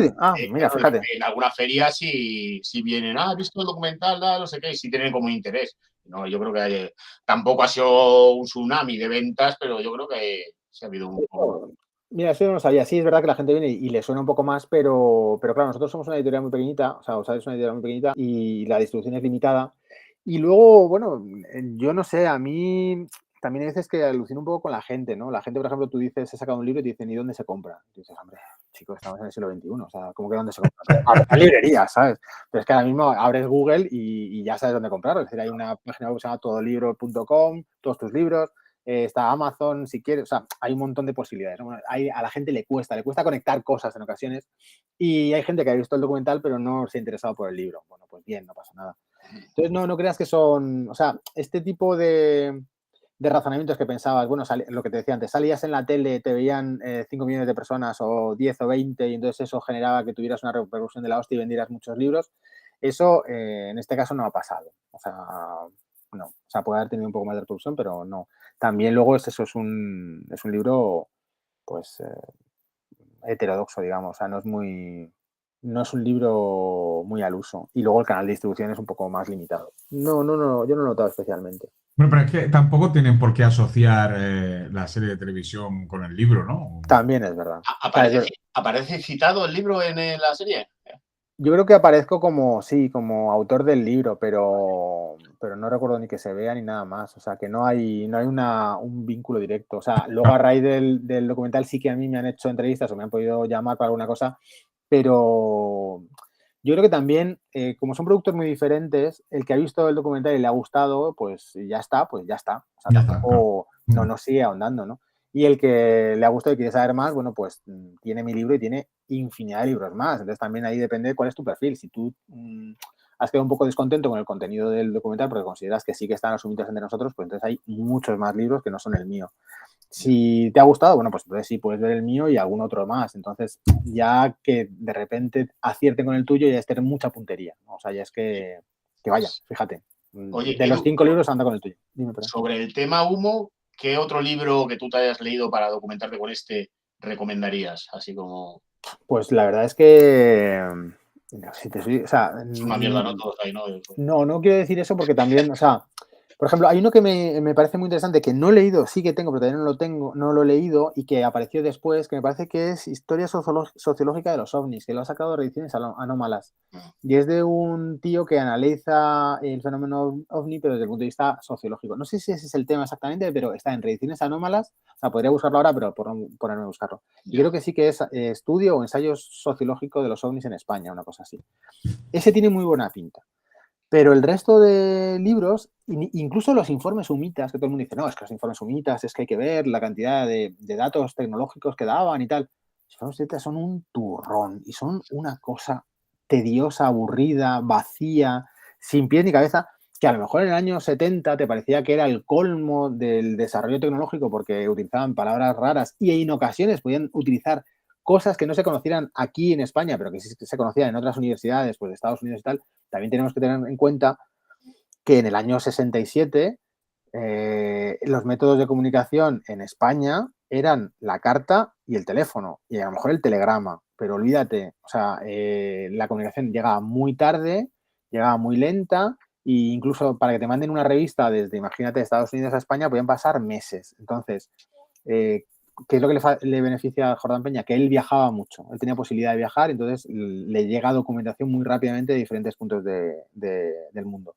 Y luego también pensemos, y volvemos otra vez a la época de Franco, que ahora pensamos que salir de España, cualquiera puede salir de España. Bueno, ahora sí, pero en el año 60, 70, para poder salir de España tenías que conseguir un pasaporte. Y conseguir un pasaporte no era nada sencillo en una dictadura, porque tenías que tener un certificado de penales, tenías que tener unas recomendaciones, tenías que justificar por qué querías salir del país. Es decir, que no cualquiera podía salir del país, ya no solo por cuestiones económicas, sino porque, bueno, porque no todo el mundo estaba autorizado a abandonar el país. Entonces, claro, todo eso son limitaciones a la comunicación y al conocimiento. Es decir, las cosas que terminaban llegando en España llegaban tarde y mal. Entonces, en el momento que hay un tío avispado que le llegan las cosas rápido y bien, pues bueno, las puedes utilizar para el bien o las puedes utilizar para lo malo o lo regular. Y en el caso de Jordán Peña lo utiliza para lo regular o para lo malo directamente. Entonces, bueno, pues cuando tú me dices, ¿qué libros recomendarías? Pues es que hasta el libro canónico de Humo, que es Un caso perfecto, de Antonio Rivera, Es que ese es el libro que yo te digo que ya desde el primer momento te demuestra que el caso es un fraude. Ya. Y se ha mantenido durante décadas como el libro canónico hasta el punto de que el título es Un caso perfecto, Humo, un caso perfecto. Y después es lo que no se contó en un caso perfecto. Y después no sé cuánto. Y luego JJ Benítez diciendo que es que los humitas están con nosotros desde tiempo inmemorial porque el símbolo de humo se repite. Joder, claro, sí, porque el símbolo de humo es un símbolo que seguro que aparece en civilizaciones milenarias, pero porque es tan sencillo como dos paréntesis invertidos con un palo y otra cosa que lo cruza. Que ya nos podemos parar a pensar incluso cuál es la simbología de los palos que cruzan verticalmente, palos horizontales. Y tenemos ahí la cruz, tenemos mil cosas. Bueno, tío, pues yo ya te digo, o sea, si me dices qué libro te recomendaría sobre humo, no te voy a decir que te recomiendo el mío, pero yo es que no te recomendaría ninguno. Es que me parece que todos los que apoyan el mito humo son bastante decepcionantes. Bueno, otra pregunta. Sí. ¿El tema de humo se llegó a tratar en el programa de Más Allá de Jiménez del Oso? Joder, pero sí, muchas veces, sí. Hay muchos casos de humo, hay muchos programas de humo, bueno, muchos, o sea, hay varios programas de humo en el programa de Jiménez del Oso. De hecho, si te metes en la televisión, en la página web de Televisión Española, hay subidos varios de ellos. Sí. De hecho, hay un congreso humita, o sea, sí, porque bueno, también tenemos que darnos cuenta de eso, del contexto histórico, es decir, la gente no se podía reunir como nosotros en una videollamada. En ese momento la gente se reunía pues como los jugadores de cómic. Un día quedamos y vamos todos a hacer una serie de conferencias y a contar nuestras cosas y a vender nuestros libros y a vender nuestras revistas. Bueno, pues eso es lo que hacían. Entonces hay varios congresos humitas y de esos temas, o cuando se acercan Jiménez del Oso, cuando se acercan esos eventos, Jiménez del Oso hacía programas pues temáticos y tal. Y algunos de esos programas están colgados en la web de Televisión Española. Hubiera molado una presentación del libro en la Ballena Alegre, ¿no? Ahora que es un garito escocés, ¿no? Es irlandés, es el Iris Pub este que está, no, el James Joyce, que está ahí al lado, o sea, está, bueno, pues nada, la Puerta de Alcalá en un sitio y Correos al otro, enfrente. Y al lado del Vips, ese que está en esa parte de la calle de Alcalá, está el pub irlandés. Y en la parte de abajo es donde está la Ballena Alegre. De hecho, cuando bajas al servicio, hay algunos frescos del mismo autor que la Ballena Alegre. Y la Ballena Alegre ahora, lo que era la Ballena Alegre ahora es el almacén del bar. Porque por cuestiones, de ordenanza municipal, no tiene salida de emergencia, me parece, o alguna cosa tiene que no podía seguir estando habilitado para tener gente. Entonces ahora es el almacén. Bueno, a veces, últimamente ya están más bordes porque, claro, es lo que hablábamos, se ha puesto un poco como de moda y ya la gente es muy insistente, pero antes ibas y yo qué sé, si estaban sacando cosas del almacén, le decías, oye, ¿me dejas un momento mirar? Y entonces podías entrar al almacén y en el almacén estaban los frescos todavía. Con la grabación del programa no se intentó, ¿no? Entrar ahí o hacer alguna cosa que se viera. Según ellos me contaron, o sea, yo les decía, bueno, también, claro, yo cuando también lo que hablábamos, el libro es una cosa y la producción audiovisual es otra. Entonces, claro, yo iba con eso, con decir, quedaría muy bien hacer las entrevistas en la Ballena Alegre. Y ellos me decían, bueno, vamos a ver, conseguir que te vacíen el almacén, hacer eso en la Ballena Alegre. A lo mejor a ellos no les encajaba tampoco con su estética, que luego el documental tiene otra estética totalmente diferente. Y luego también ellos decían, es que eso nosotros lo podemos hacer con un trucaje, o sea, con un croma podemos hacer la Ballena Alegre. Y tú dices, vale, claro, es verdad, no hay que ir allí a hacer la Ballena Alegre. Claro, yo en mi ignorancia, pues decía, bueno, es que hay que ir allí y tal. Y luego el problema es que los propios del bar tampoco tenían ninguna gana de que fueran allí unos señores a rodar X veces, ¿sabes? Había que vaciar el almacén y tal, y era un lío. Entonces, si se intentó hacer, que yo creo que no, porque ya te digo que por estética y por narración y tal a ellos no les encajaba, al final se descartó. Para la gente que no sepa, lo de la Ballena Alegre es donde surgió más o menos lo de... Había como unas charlas entre personajes de la cultura y ahí salió lo de humo un poco, ¿no? Es un poco... Sí, ahí es donde se hacía una tertulia ufológica, ¿no? Entonces allí es donde empiezan a recibirse cartas de los humitas. O sea, primero de otros extraterrestres y después de los humitas. Y ahí es donde en una de esas cartas los humitas anuncian que se van a hacer visibles, digamos, o que van a aparecer primero en Aluche y después en San José de Valderas. Entonces, el avistamiento de San José de Valderas sí que está un poco avisado por parte de los humitas. Y a través de carta. Carta que además se lee allí. De hecho, creo que en YouTube hay alguna lectura de carta de alguien que, claro, en esa época alguno lo grabaría y alguien ha subido la grabación. Las cartas sumitas son un delirio. O sea, son un delirio porque yo sigo sosteniendo que en parte el objetivo de las cartas sumitas era reírse de la gente que asistía a las tertulias. Es decir, porque, bueno, si las escribía finalmente Jordán Peña, que todo apunta que sí, Jordán Peña era una persona que también era bastante cruel a la hora de relacionarse con sus congéneres. Entonces, las cartas son un delirio de metáforas, símbolos, dobles juegos de palabra, mofas sobre determinadas personas que están ahí en la propia tertulia. Entonces las escuchas y te quedas como, bueno, esto qué locura es, ¿no? Y tú lo ves desde fuera y es una locura, pero en su momento funcionaban y daban lugar a análisis sesudos, a, pues ya te digo, o sea, poco menos que una exégesis de las cartas, de fíjate lo que ha dicho, pero tal, no sé qué, vamos a transcribirlo, pásamela, y aquí hay una coma, no, pero yo esta coma la quitaría porque... O sea, pues cosas como, bueno, como los análisis bíblicos, poco menos, ¿no? O sea, por supuesto, salvando las distancias, pero gente que se lo creía mucho, ¿no? Oye, ¿y Jordán Peña dónde vivía? Porque si el primer avistamiento fue en Aluche y el otro fue en San José de Valderas, deberías vivir por la zona, ¿no? Porque para que no le pierda demasiado lejos, ¿o qué? No, bueno, Jordán Peña era un tío bastante listo. Entonces, esto es un poco como lo del crimen, ¿no? O sea, es mejor que mates a distancia, o sea, un poco lejos de donde vives, ¿no? Porque no te van a localizar fácilmente. Jordán Peña vivía en el Parque de las Avenidas, que es el barrio este que está ahí un poco pegado a Avenida América, ahí al lado de la 2. Donde los hombres G. Donde los hombres G, donde el pub, no me acuerdo cómo se llama el pub de los hombres G, que está por ahí también. Y el Rowland. El Rowland y se llama el Wild Thing, me parece, o no, el Barracuda me parece que está ahí también. Bueno, hay varios bares así como de ese tipo de público. Y bueno, luego él es verdad que él era de Alicante, entonces él cuando estuvo en Madrid vivió en varias pensiones y tal, o sea, pudo vivir en varios sitios, pero luego, digamos, la casa y la casa familiar estaba en Parque de las Avenidas. Y sigue estando. Vale. Bueno, tenemos por aquí un mensaje en el chat, ¿no? Sí, pero era es una despedida. Dice esto. Dice, buscar esta noche los documentales en Movistar, pero del libro no dice nada. Bueno. No, pero bueno, bien, tío. Claro. Ya te digo, son cosas diferentes. O sea, bueno, pues hay gente que le gusta el libro y el documental no le cuenta nada y al revés. Y luego hay gente a la que pues el libro no le ha gustado nada. Es decir, el libro también, otras cosas creo que es importante que no hemos hablado, el libro, no te voy a decir que sea gracioso, pero el libro sí tiene toques un poco de humor, sí, y de un poco de despegarse de la solemnidad, digamos, que caracteriza a estos temas. Y eso es algo que no ha gustado. Es decir, no ha gustado porque el mundo ufológico es un mundo que se toma con mucha solemnidad y con mucha seriedad y pocas bromas, ¿no? Entonces, cuando de repente viene una persona que no es un ufólogo reconocido, y eso es así, y encima hace jiji, jaja, pues entonces ya me estás tocando un poco las narices, ¿no?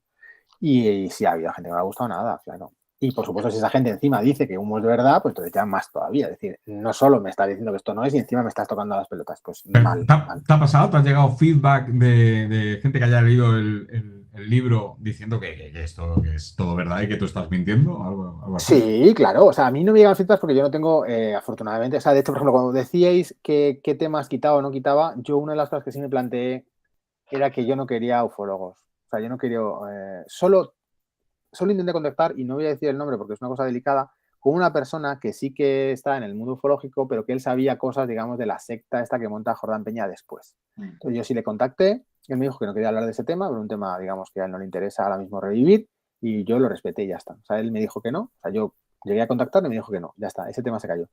Pero más allá de esa persona, yo no quería ningún ufólogo porque a mí no necesito, o sea, lo que yo quería contar no pasaba porque alguien me contase esto es verdad. No, es que yo no iba por ahí. Entonces, yo no contacté con ellos. Entonces, yo no tengo contacto con esa gente. O sea, con esa gente, pues, con todo el respeto, no es una cuestión de despectiva. No tengo contacto con ese entorno. Pero con el tiempo y a raíz del documental, pues sí que me han llegado cosas hasta el punto, bueno, pues que el libro es una mierda, que no tengo ni puta idea, pues perfecto. Y seguro que es verdad. Pero una cosa que me ha hecho mucha gracia es que ha habido gente que ha dicho que soy agente de la CIA. Porque... O sea, sí. Pero está guay, tío.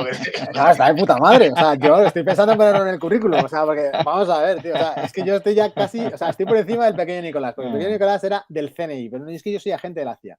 Entonces, claro, una de las vertientes de humo, que yo ahí ya no entré, porque a mí me parecía que ahí se les había ido un poco la pinza, es que, bueno, que humo había sido construido no por Jordán Peña y tal, sino por agencias de inteligencia, o la KGB o la CIA, que habían, digamos, intoxicado a la sociedad española con intención de hacer un experimento sociológico. O sea, lo que después fue Gran Hermano en la primera edición de Mercedes Milá, pues esto lo habían hecho los de humo antes, con ayuda de la CIA y de la KGB, o de la KGB. Bueno, pues eso yo también lo pongo en entredicho, o no hay pruebas a día de hoy claras o concluyentes.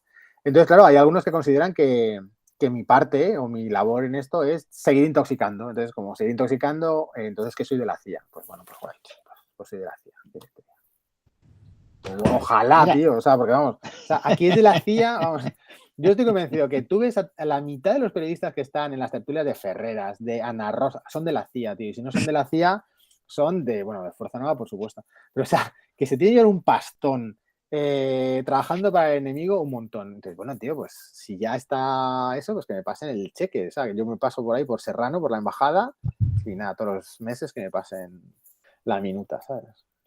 Oye, de las inclusiones de los temas, el de Brett Evans, este es igual que me deja un poco así. ¿Por qué metiste Brett Evans la entrevista? Pues mira, fíjate, muy buena pregunta, porque ese es quizá otro de los temas de ¿y por qué entra esto en humo? Bueno, pues Brett Evans entra porque entra en la parte, digamos, de secta y de control emocional. Sí. Bueno. Entonces, el libro de Brett Evans es un libro que es devastador, Pantera, que habla sobre los abusos, es de abusos sexuales a menores, está clarísimo y quizá, bueno, pues sí se sale un poco, pero explica muy bien todos los mecanismos que los depredadores sexuales de menores utilizan para captar la atención y, y someter a sus víctimas, ¿no? Y estaba muy en relación con lo que pasaba con Edelweiss y luego con el niño de Dios. Entonces lo metí por eso. Y lo metí porque creo que es un gran cómic. O sea, creo que es uno de los grandes cómics de novelas gráficas de este primer cuarto de siglo. O sea, yo eso lo sostengo. Y de nuevo, ¿le mandaste tú el libro luego y sabes si la reacción pues de él? Creo que sí. Brett Evans es un tío muy majo y muy raro. Y bueno, también está en castellano. Una de las cosas que pasa también con estas cosas es que, por ejemplo, yo también se lo mandé al de Space Invaders y todos estos, pero claro, son libros que están en castellano, no se han traducido. Entonces tú de repente eres un norteamericano y te llega un libro en castellano, pues ves las fotos, ves que estás ahí y dices, ah, pues guay, pues muy bien, pero no me lo leo, ¿no? Y entonces, yo creo que pasa igual. Hubiera molado así de estas mierdas que es, yo qué sé, un pin-up luego de humo por Brett Evans, así lo hubiera hecho. Bueno, estaría guay haber hecho, o sea, Humo podía dar lugar a un cómic sin ningún problema, claro que sí. De hecho, quizá lo que más se parece a Humo y también es de Outsider es Olot. Olot, que es del doctor Alderete, que lo sacó Outsider Comics, digamos, habla de todas esas cosas raras que suceden en la localidad de Olot, en la provincia de Olot catalana, que es también un centro, una especie de centro telúrico, centro mágico, donde igual hay un Moai de Isla de Pascua, que secuestran a la farmacéutica, que hay avistamientos ovnis, que hay tierras volcánicas, que hay, bueno, pues hay una serie de cosas como muy, muy extrañas, ¿no? Y eso conforman, digamos, toda la particularidad o las particularidades de la comarca. El otro TVO, el de Pablo Ríos, también tiene no me acuerdo cómo se llamaba. Claro, Azul. Azul Sí habla de humo. Eso es verdad. Sí. De hecho, es lo que hablamos. Sí, perdón. Mira, una pregunta. Sí. Hablaste de la simbología de humo, pero la palabra humo en sí, ¿es inventado o tiene una etimología? La palabra humo es inventada y hasta donde yo sé es inventada. Y teniendo en cuenta, digamos, la personalidad del supuesto creador o del creador, que es Jordán Peña, yo creo que es una palabra con toda la intención del mundo. Es decir, humo es humo. O sea, estáis creyendo en humo, en algo que no es y que no existe. De hecho, cuando él monta su secta, digamos, sadomasoquista, le llama piropos, que leído así porque es una PH es piropos.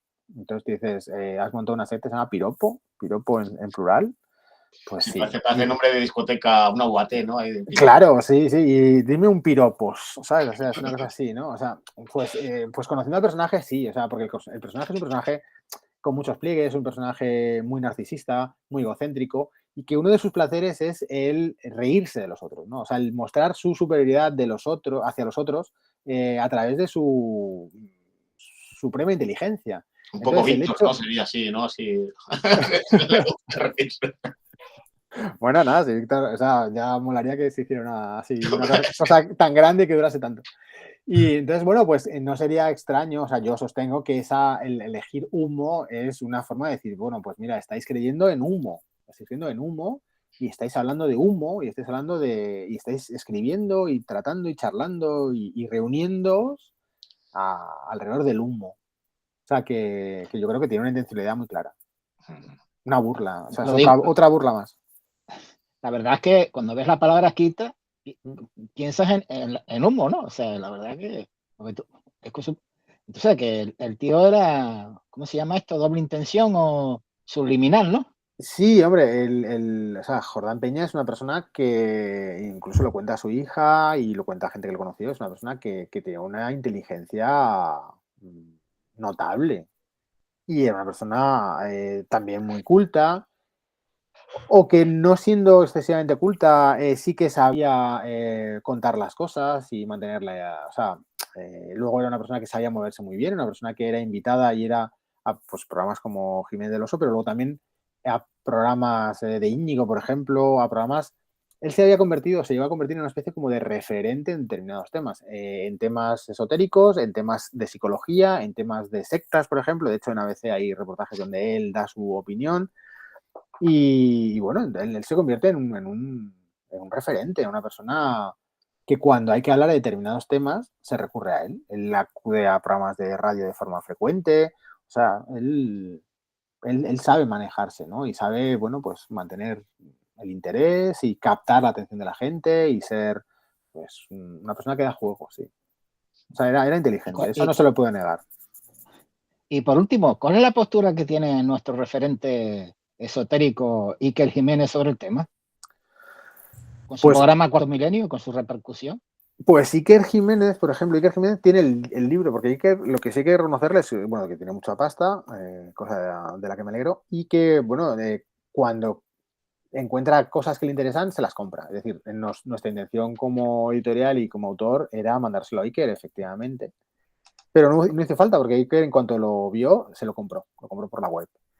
Y ahí acabó, digamos, el interés de Iker por el libro. Es decir, Iker nunca se ha mostrado interesado en el libro ni en hablar de él en el programa, cosa que a día de hoy, aunque suene un poco como la zorra y las uvas, yo agradezco, porque Iker, la deriva que ha tenido en los últimos años, que está poco menos que abrazando QAnon y el trumpismo y una serie de cosas ya que rozan la ultraderecha y la desestabilización social, yo lo agradezco porque creo que no hubiera sentido nada a gusto yendo allí a defender nada, ¿no? O a mi libro, ¿no? Hombre, ¿tú crees que la deriva de Iker de estos últimos años?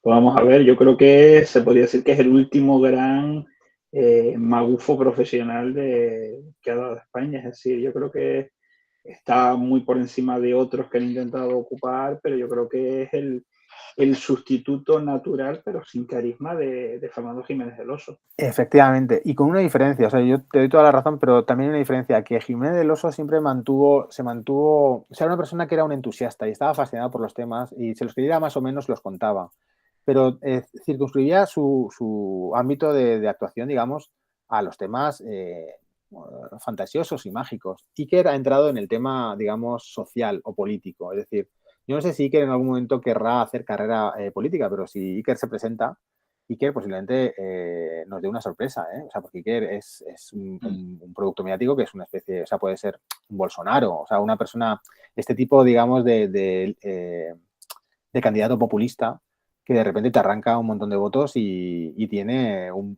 poder en sus manos bastante curioso. Pero Iker, por ejemplo, habla de esto, de la estrategia esta de echar a los blancos del continente europeo, por ejemplo, y lo cuenta con esa boca pequeña un poco de, bueno, qué interesante esto que está sucediendo, ¿será verdad o será mentira? Bueno, pues si es mentira no lo cuentes, y si va a generar, digamos, conflictos sociales cuando no está la cosa muy probada, pues quizá a lo mejor hay que ser más sensato y no utilizar un programa de máxima audiencia para contar este tipo de cosas, ¿no?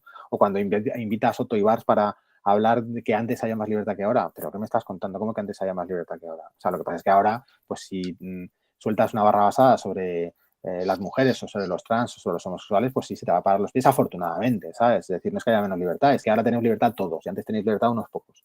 Entonces, él es verdad que es un magufo, pero digamos que está, digamos, pasando la línea y se está convirtiendo en un líder de opinión. Entonces, está, digamos, llegando a un territorio que a mí me resulta incómodo y peligroso. O sea, porque Jiménez del Oso, lo que tú dices, además de que tenía más carisma y tenía, o sea, y yo personalmente también a lo mejor era más pequeño, contaba las cosas mejor, él se circunscribió a un determinado territorio. Y que yo creo que lo está traspasando, ¿no? Entonces es una cosa que es una opinión personal, pero creo que está ahí. Y entonces, bueno, pues... No, perdona, por favor. No, por favor, tú.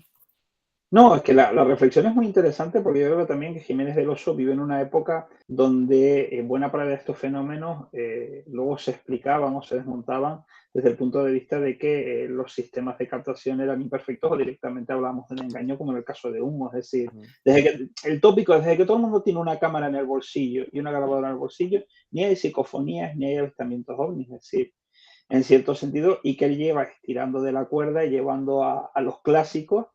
Pues desde que aparece 4 estamos hablando de un programa que tiene casi 18 años.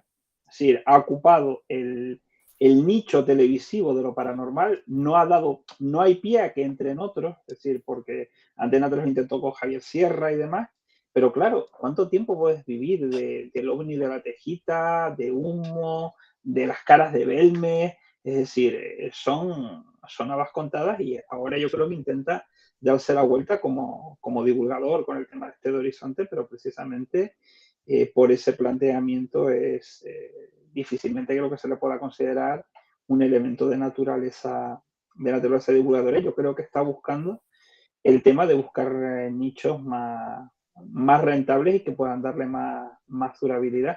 También por una cuestión bastante interesante, que es que el mundo de la magufería en muchos casos ni se crea ni se destruye, sino simplemente se transforma. Es decir, sí. Hoy tenemos todo tipo de planteamientos, algunos más o menos burdos, pero ayer teníamos los platillos volantes y mañana tendremos, pues yo qué sé, un retorno a las novelas pseudohistóricas de Dan Brown, que parte de la gente, digamos, considera como narración histórica.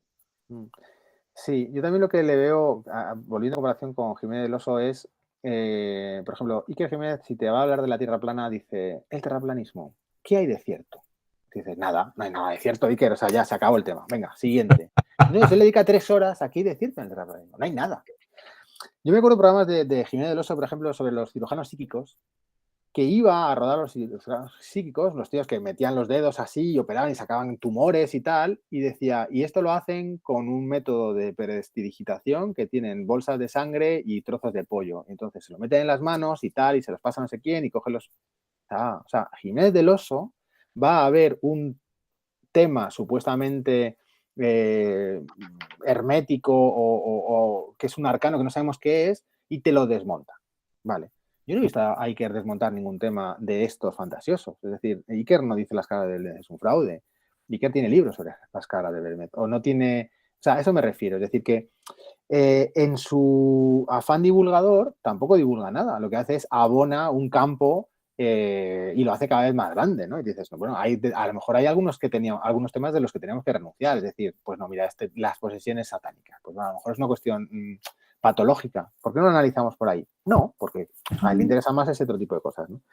Entonces, bueno, yo creo que es lo que tú dices, está ahí, está estirando la teta hasta donde da y como la cosa no da, tiene que abrir otros campos y ahí está Horizonte, el alarmismo, las cosas así un poco como, bueno, pues eso, lo políticamente correcto. Antes veíamos Mazinger Z y no pasaba nada, pues, o no, o sí, lo que pasa es que, bueno, ahora afortunadamente también vemos las cosas de otra manera, es decir, es como te dicen, antes los niños limpiaban chimeneas y fíjate, no se morían. Joder, ya, pero yo prefiero que no limpien chimeneas, ¿sabes? O sea, seamos un poco, veamos dónde está, digamos, el avance también social y cultural. No sé, yo creo que está ahí un poco... O sea, luego también lo que tú dices, Javier Sierra. Es que Javier Sierra ha sido más listo. Es que no nos olvidemos, Javier Sierra es un premio Planeta, cuidado. Es un señor que se ha levantado 300.000 euros haciendo una novela y que cada vez que hace una novela arrasa. Iker no. O sea, Javier Sierra es un tío que cuando te hace un documental te lo hace del Camino de Santiago. Le podrá meter más magia, menos magia, más cuestiones esotéricas o no, pero te lo hace sobre el Camino de Santiago, que ya es un un tema cultural. Iker te lo sigue haciendo del chupacabras. ¿Sabes? Entonces, él mismo también se va cerrando los canales porque él no ha evolucionado, él sigue en lo mismo, contando lo mismo 1000 veces y a veces te hace un chupacabras de cartón piedra y te hace una exposición que lo petó, por supuesto, pero está en ese nicho. Y le está funcionando. Javier Sierra no, Javier Sierra ha sido más listo. Javier Sierra te hace documentales sobre las pirámides, ¿sabes? Igual que Nacho Ares, que también quizá está en ese entorno y hace cosas diferentes. Bueno, o Santi Camacho, que tiene un podcast donde habla de muchas cosas, algunas relacionadas con lo esotérico o con lo fantasioso y otras más pues con lo histórico, por ejemplo. Y pretende o buscan darle un enfoque realmente científico o hasta donde se puede científico. Iker no, a Iker le da igual 8 que 80. Lo que le gusta es el espectáculo, en mi opinión. Y lo que tú dices, que lleva 18 años en 4, claro, fíjate si es importante Iker, que 4 cuando empezó y presentó la parrilla, ya estaba Iker. Y estaban los informativos de 4, que me parece que estaba Iñaki Gabilondo. Ahora mismo 4 no tiene informativos. No tiene informativos, tío. Y tiene Cuarto Milenio. Es decir, una cadena... Sí, es el único programa que sobrevivió hace 18 años porque se vendió como algo distinto, era un abierto, por ejemplo, ese programa nocturno donde daban anime, recopilación de series clásicas. Claro. O sea, el Cuarto Milenio es lo único que ha sobrevivido. Pero yo creo que ha ocupado un nicho, o sea, que es esa audiencia, y no puede haber espacio para ningún programa más, porque digo, Sierra lo intentó y creo que, como dice, se ha dedicado más al tema de los libros que es mucho más rentable. Bueno, Benítez lo había intentado un año antes con Planeta Encantado, pero también fue objeto de una crítica bastante severa, sobre todo porque se emitían en una televisión pública. Claro. O sea, mal que bien, bueno, aunque todas las televisiones son públicas, una de gestión pública, otra de gestión privada, que en una pública de gestión pública aparezca JJ Benítez explicándote que Jesucristo pudo pasearse por el Coliseo. Dice, bueno, si ha existido Jesucristo entre el momento de la crucifixión y muerte y el Coliseo hay 40 años, con lo cual esto no cuadra. Pero es lo que tú dices, no tiene ningún tipo de carisma y es el reciclar todos esos elementos tirando hacia el terreno que piensa su gente que puede darle pábulo. Hombre, también cuando tú dices no tiene competencia, claro, es que también es una persona que lo abarca todo. Es un tío que tiene un programa como Cuarto Milenio, tiene un programa como Horizonte. Su mujer tuvo un programa que duró poco, pero que también tuvo, es decir, llegó a tener 3 programas en parrilla, perdona. Tenía programas de radio también por podcast. Entonces, claro, es una persona que, o sea, tiene tal músculo ahora mismo empresarial que nadie le puede hacer sombra. Es decir, porque te va a echar fuera del campo, o sea, te va a dar un empujón y te va a sacar fuera del campo. Entonces, claro, nadie se plantea competir con él. Además, se ha juntado, digamos, con toda la gente, digamos, experta en el tema. Es decir, todos trabajan para él, de una manera o de otra. Entonces, claro, es imposible poner en marcha nada. Que cosa que tampoco me parece mal, que no se pongan más programas de este tipo en marcha, ¿no? O por lo menos con este sesgo o con este planteamiento. Pero claro, él ha monopolizado, como tú dices, el asunto. Y cuando hablábamos, ya volviendo otra vez al principio de si ha hecho algo sobre humo, no hablo del tema, no hablo de mi libro, pero sí dedicó, y creo que fue en la época de la pandemia, como 4 o 5 programas sobre humo en su podcast, o sea, en YouTube, y que había que pagar para verlos. O sea, él cuando, digamos, la pandemia, digamos, puso un poco, hizo temblar todo, pues que él no podía ir a grabar en el estudio y tal, y ya se montó el estudio en su casa, hizo una especie como de Iker Premium para suscriptores. Y entonces los programas de humo en ese momento, no sé si ahora, solo se podían escuchar pagando. Entonces hizo, me parece que fueron 3 o 4 o 5, hablando él de su experiencia. Porque luego también es muy curioso, esta gente sí que ha vivido la última etapa del asunto humo como investigadores jóvenes o incipientes en su momento. Es decir, por ejemplo, la hija de Jordán Peña, a la que yo entrevisté y que sale en una separata que hicimos del libro, contaba que Iker se plantaba a la hora de la cena en casa del padre a que el padre le contase cosas sobre el avistamiento de Aluche, por ejemplo. Entonces, bueno, es gente que ha estado ahí, que quizá ahora reniega un poco, que se quiere separar, porque claro, es gente que en un momento dado le dio cierto pábulo y que participó un poco del fraude hasta su cierto nivel y tal. Y ahora un poco como que se quieren separar. Entonces él, yo creo que en esos documentales, que yo por supuesto no pagué, digamos que da su particular versión, y creo que es una versión tamizada por el paso del tiempo y por su nueva situación como estrella mediática, claro. O sea, ya no como investigador adolescente y entusiasta, sino como maduro empresario de la comunicación en el campo de lo extraño, ¿no?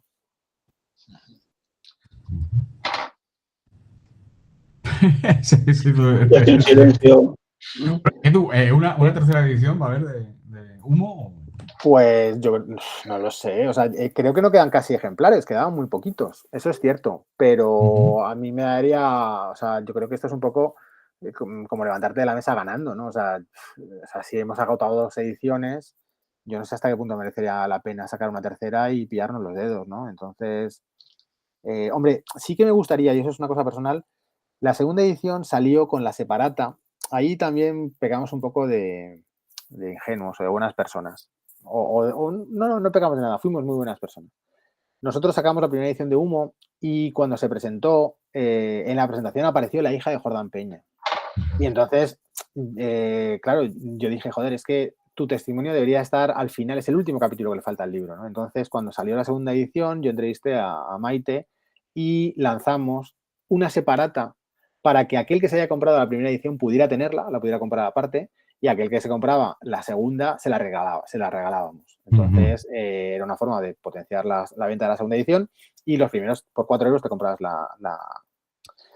la separata. Lo lógico hubiera sido sacar todo junto, es decir, que la segunda edición hubiera tenido el libro completo más la parte de Maite, el último capítulo, todo junto. Pero claro, pensábamos, claro, el que se ha comprado la primera edición, menuda putada, a lo mejor tienes que comprar el otro. Entonces, bueno, optamos por lo otro que nos parecía más sensato y, digamos, como más honesto. Sí me gustaría que hubiera una edición de Humo que tuviera todo junto, que estuviera todo junto. Y una ampliación extra, es decir, aparte de la separata, dentro del libro, otra cosa más. Yo no metería nada más, entre otras cosas porque no te voy a decir que yo me aburra de hablar de Humo, pero es que yo ya de Humo lo que tenía que contar ya lo he contado y yo no quiero seguir hablando de Humo. Entonces, por ejemplo, cuando decíais si ha pasado algo, o sea, yo hablo con vosotros y estoy encantado, pero me refiero que es que yo ya de Humo no puedo contar más, es decir, he contado hasta donde yo quería contar y hasta donde yo sé, y no quiero seguir investigando. Una de las cosas que me ha pasado con esto del libro es que de repente, tío, o sea, yo participé, por ejemplo, también el documental este de Delvice, que está en la plataforma de RTV Play, contando el vínculo de Delvice con Humo, ¿no? O sea, yo creo que salgo un poquito y ya está. Tío, de repente por LinkedIn me contacta el segundo de la secta Delvice, porque tenía una jerarquía, digamos, muy militarizada. Entonces estaba Eddie, digamos que era el gurú, el líder, y luego había una serie de soldados, ¿no? De personas de su confianza. Pues me contacta como el segundo de esa estructura militarizada y me dice: yo te puedo contar todo lo que pasa en el Vice, que no es lo que se cuenta en el documental, porque eso está todo manipulado y no es cierto. Y si quieres, quedamos un día y nos vemos. No, o sea, pero yo, o sea, no, yo que no tengo ninguna intención ni de saber más de Delvice, ni de ahondar más, ni de dar voz a una persona que ha estado condenada y ya está juzgada y que es... Yo, bueno, me puede contar su historia y perfecto, pero yo creo que sí que estuvo bien condenada y tal. Pues no me apetece. Entonces, yo ya lo que tenía que contar de Humo lo he contado. Y no quiero seguir ahondando más porque también toda esa parte ya es como muy tenebrosa y muy tétrica. O sea, yo no me metería a hacer, ni incluso teniendo este contacto, un libro ahora sobre Delvice. No, o sea, yo lo que lo conté y ya está. Ya hasta donde pude y quise y supe. Y ya está. Entonces, ¿ampliar el libro? No. Es más, el libro posiblemente que empieza a quedar antiguo porque, como tú decías, lo de Brett Evans ya es un libro del 2018. Cosas a lo mejor habría que actualizarlas. Ya, pero yo ya no voy a actualizar más. O sea, si sale una tercera edición, saldría todo junto y ya está. Y ahí se queda. Sabes que en el Outsider Fest es una charla sobre Humo también. Sí, no, pero vamos a ver, que yo no tengo ningún problema y yo hago las charlas de Humo y si quieres repetimos la presentación que hicimos con discos y tal, pinchando en Alcorcón, que estuvo genial y yo me lo paso muy bien. Pero ya está, es decir, yo no voy a seguir, o sea, yo ya he contado lo que tenía que contar, bien o mal. Eso, y que puedes Posiblemente ofrecer otras mal. cosas, que no solo es el humo, tío. Joder. Ya, no, pero no, lo que me refiero es que yo ya no tengo más que aportar. O sea, yo Claro, también claro. cuando decíais, y volviendo al principio de la charla, cuando decíais, bueno, y cuando vienen unos señores de una productora y te cuentan, yo lo que te dije es, perfecto, bien, haced vuestro humo. O sea, yo no sé, me tenéis que contar más para que a mí me interesa participar o no, pero en todo caso, lo que vosotros ibas a hacer es vuestro humo, o sea, vuestro proyecto. Yo ya he hecho mi proyecto y ya está, y ya está. Y lo hice como mejor pude y como mejor supe y ya está. Y yo no. La charla de la Outsider Fest Alcorcón la Sí. queremos cambiar un poquillo. Va a Vale. ser de. Porque creo que igual la haces con Furillo. Y va a ser de. Yo Guay. vi una humita cagando. A ver, para que- Vale. ¿Esa es la que modelo yo, Molina? La que moderas tú, creo. No, esa la modera, claro, es con Edu y no, esa es la del Álvaro Rules. Y tú moderas tú con el Adrián Vago y otro dibujante.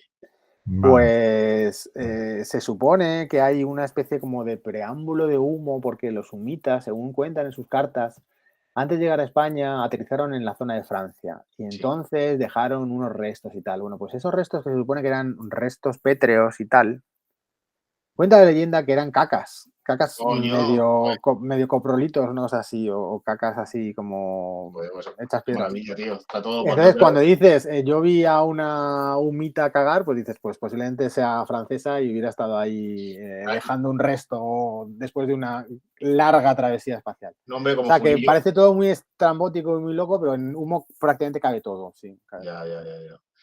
De hecho, no, era con el de humo en un principio, decías una portada de Furillo, ¿no?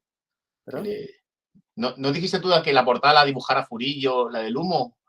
No, yo creo que no, porque ¿No? eso también hay que decirlo, todos los libros que yo he sacado Sí. con Onsair, el diseño es de Aníbal Hernández. Hostia, pues igual la habré soñado, tío, no, ya no sé, tío. Aníbal fue el que hizo el diseño de Villaguanda, es el que ha hecho el de la AAA y es el que hizo el de humo, o sea, el portadón o sea, los tres son portadones, pero el de humo es como muy impresionante y es de Aníbal y nunca se barajó que lo hiciera Furillo. Pero a mí me suena que Furillo estaba como para hacer una lámina o alguna cosa. Eso podría ser, porque a Furillo el tema siempre le gusta, o sea, le gustan esos temas y tal, y los conoce, pero... Y podría ser un regalo o una cosa así, pero al final... El regalo que se hizo fue el parche conmemorativo del avistamiento de San José de Valderas. Lo hablamos en el anterior programa de que, joder, yo creo que también la primera edición se vendió cagando hostias también para la gente que quería el parche, tío, porque es un objeto... El parche que aquí en Alcorcón lo llevamos todo. Lo lleva el Lali, lo llevo yo. Sí. Sí, parecemos personas. Bueno, no sé qué plan tenéis, pero... Hombre, ya llevamos casi 2 horas. Siempre ando jodiendo la barra en los programas estos, pero... No, pero bueno, salvo si Ray quiere hacer alguna pregunta más, hemos estado casi 2 horas de una charla ciertamente apasionante. Y, a ver, ¿alguien quiere comentar alguna cosa así, rápidamente, que el señor Molina Pérez tiene que considerar la vida editorial y familiar? Yo quiero hacer una maldición en público, aunque igual me la debería callar. El otro día fuimos a una feria de TVOs, de estas de vender TVOs, y nos mangaron en la jarra donde guardábamos los cambios, se llevaron una buena cantidad y desde aquí quiero desearle una muerte asquerosa a la persona que lo... Deberíamos dejarlo para cuando hacemos los encuentros Outsider Comic en la Semana del Cómic. Esto es otro palo. Bueno. Pues yo lo he pasado muy bien. Muchísimas gracias sobre todo por el invitado principal, que a mí también me tocó en su momento. Curiosamente, aquí todos somos creo que casi todos pasamos la cuarentena, ¿no? Sí. Pues se ve que aquí no hay ningún chiquillo, o sea que no. Una cosa de los años 70 para mí, y que la verdad es que es un tema muy interesante y lo curioso es que dice que sigue tirando humo. Pues sí. Y lo ha pasado muy bien, la verdad que lo ha pasado muy bien y que tengamos otros encuentros parecidos y que lo disfrutemos. Pues eso, ya con eso ya estamos saciados, ¿no? Vivimos para eso, para dar alegría. Bueno, muchas gracias, Ray. Sí, bueno, muchas gracias a todos. De nada. Y sí, bueno, a todos los que han estado. Y nada, pues Pues nada, pues esto ha sido el Escépticos en el Pub número 99, en crossover con el Hijo de Aprendiz de Satanás, auspiciado por Luis Capote y la Universidad de La Laguna. Y nada, nos despedimos hasta el próximo día, ya sea en el podcast, aquí por Meet o por donde sea. Muy bien. Muy bien, muchas gracias, Víctor, muchas gracias, David, muchas gracias, Eduardo, por estar aquí. Y con esto, efectivamente, se cierra esta 99ª edición de Escépticos en el Pub en Tenerife. Y ya el mes que viene, el 14 de abril, volvemos a la presencialidad con la edición número 100, que se centrará en el ámbito de la medicina. Hay que decir que este es un programa, recordarlo, del Aula Cultural de Divulgación Científica, en colaboración con el Aula Cultural Radio Campus, Hacer para el Desarrollo, Ciencia en Derecho Civil, con la colaboración de la Cátedra Cultural Francisco Tomás de Valiente, el Pub Sócrates y ARP Sociedad para el Avance del Pensamiento Crítico. En esta edición hemos contado también con el apoyo de Outsider Comics y de El Hijo del Aprendiz de Satanás, donde también podrán escuchar el episodio anterior y así tener una visión de conjunto de la experiencia editorial y de la experiencia autoral o investigadora. Volvemos a recordar que esta es la emisora de la Universidad de La Laguna, que esto es Radio Campus y nos volveremos a encontrar en la siguiente edición de Escépticos en el Pub en Tenerife. Muchas gracias. Muchas gracias a ti. Muchas gracias. Hasta luego. Hasta luego. Adiós a todos.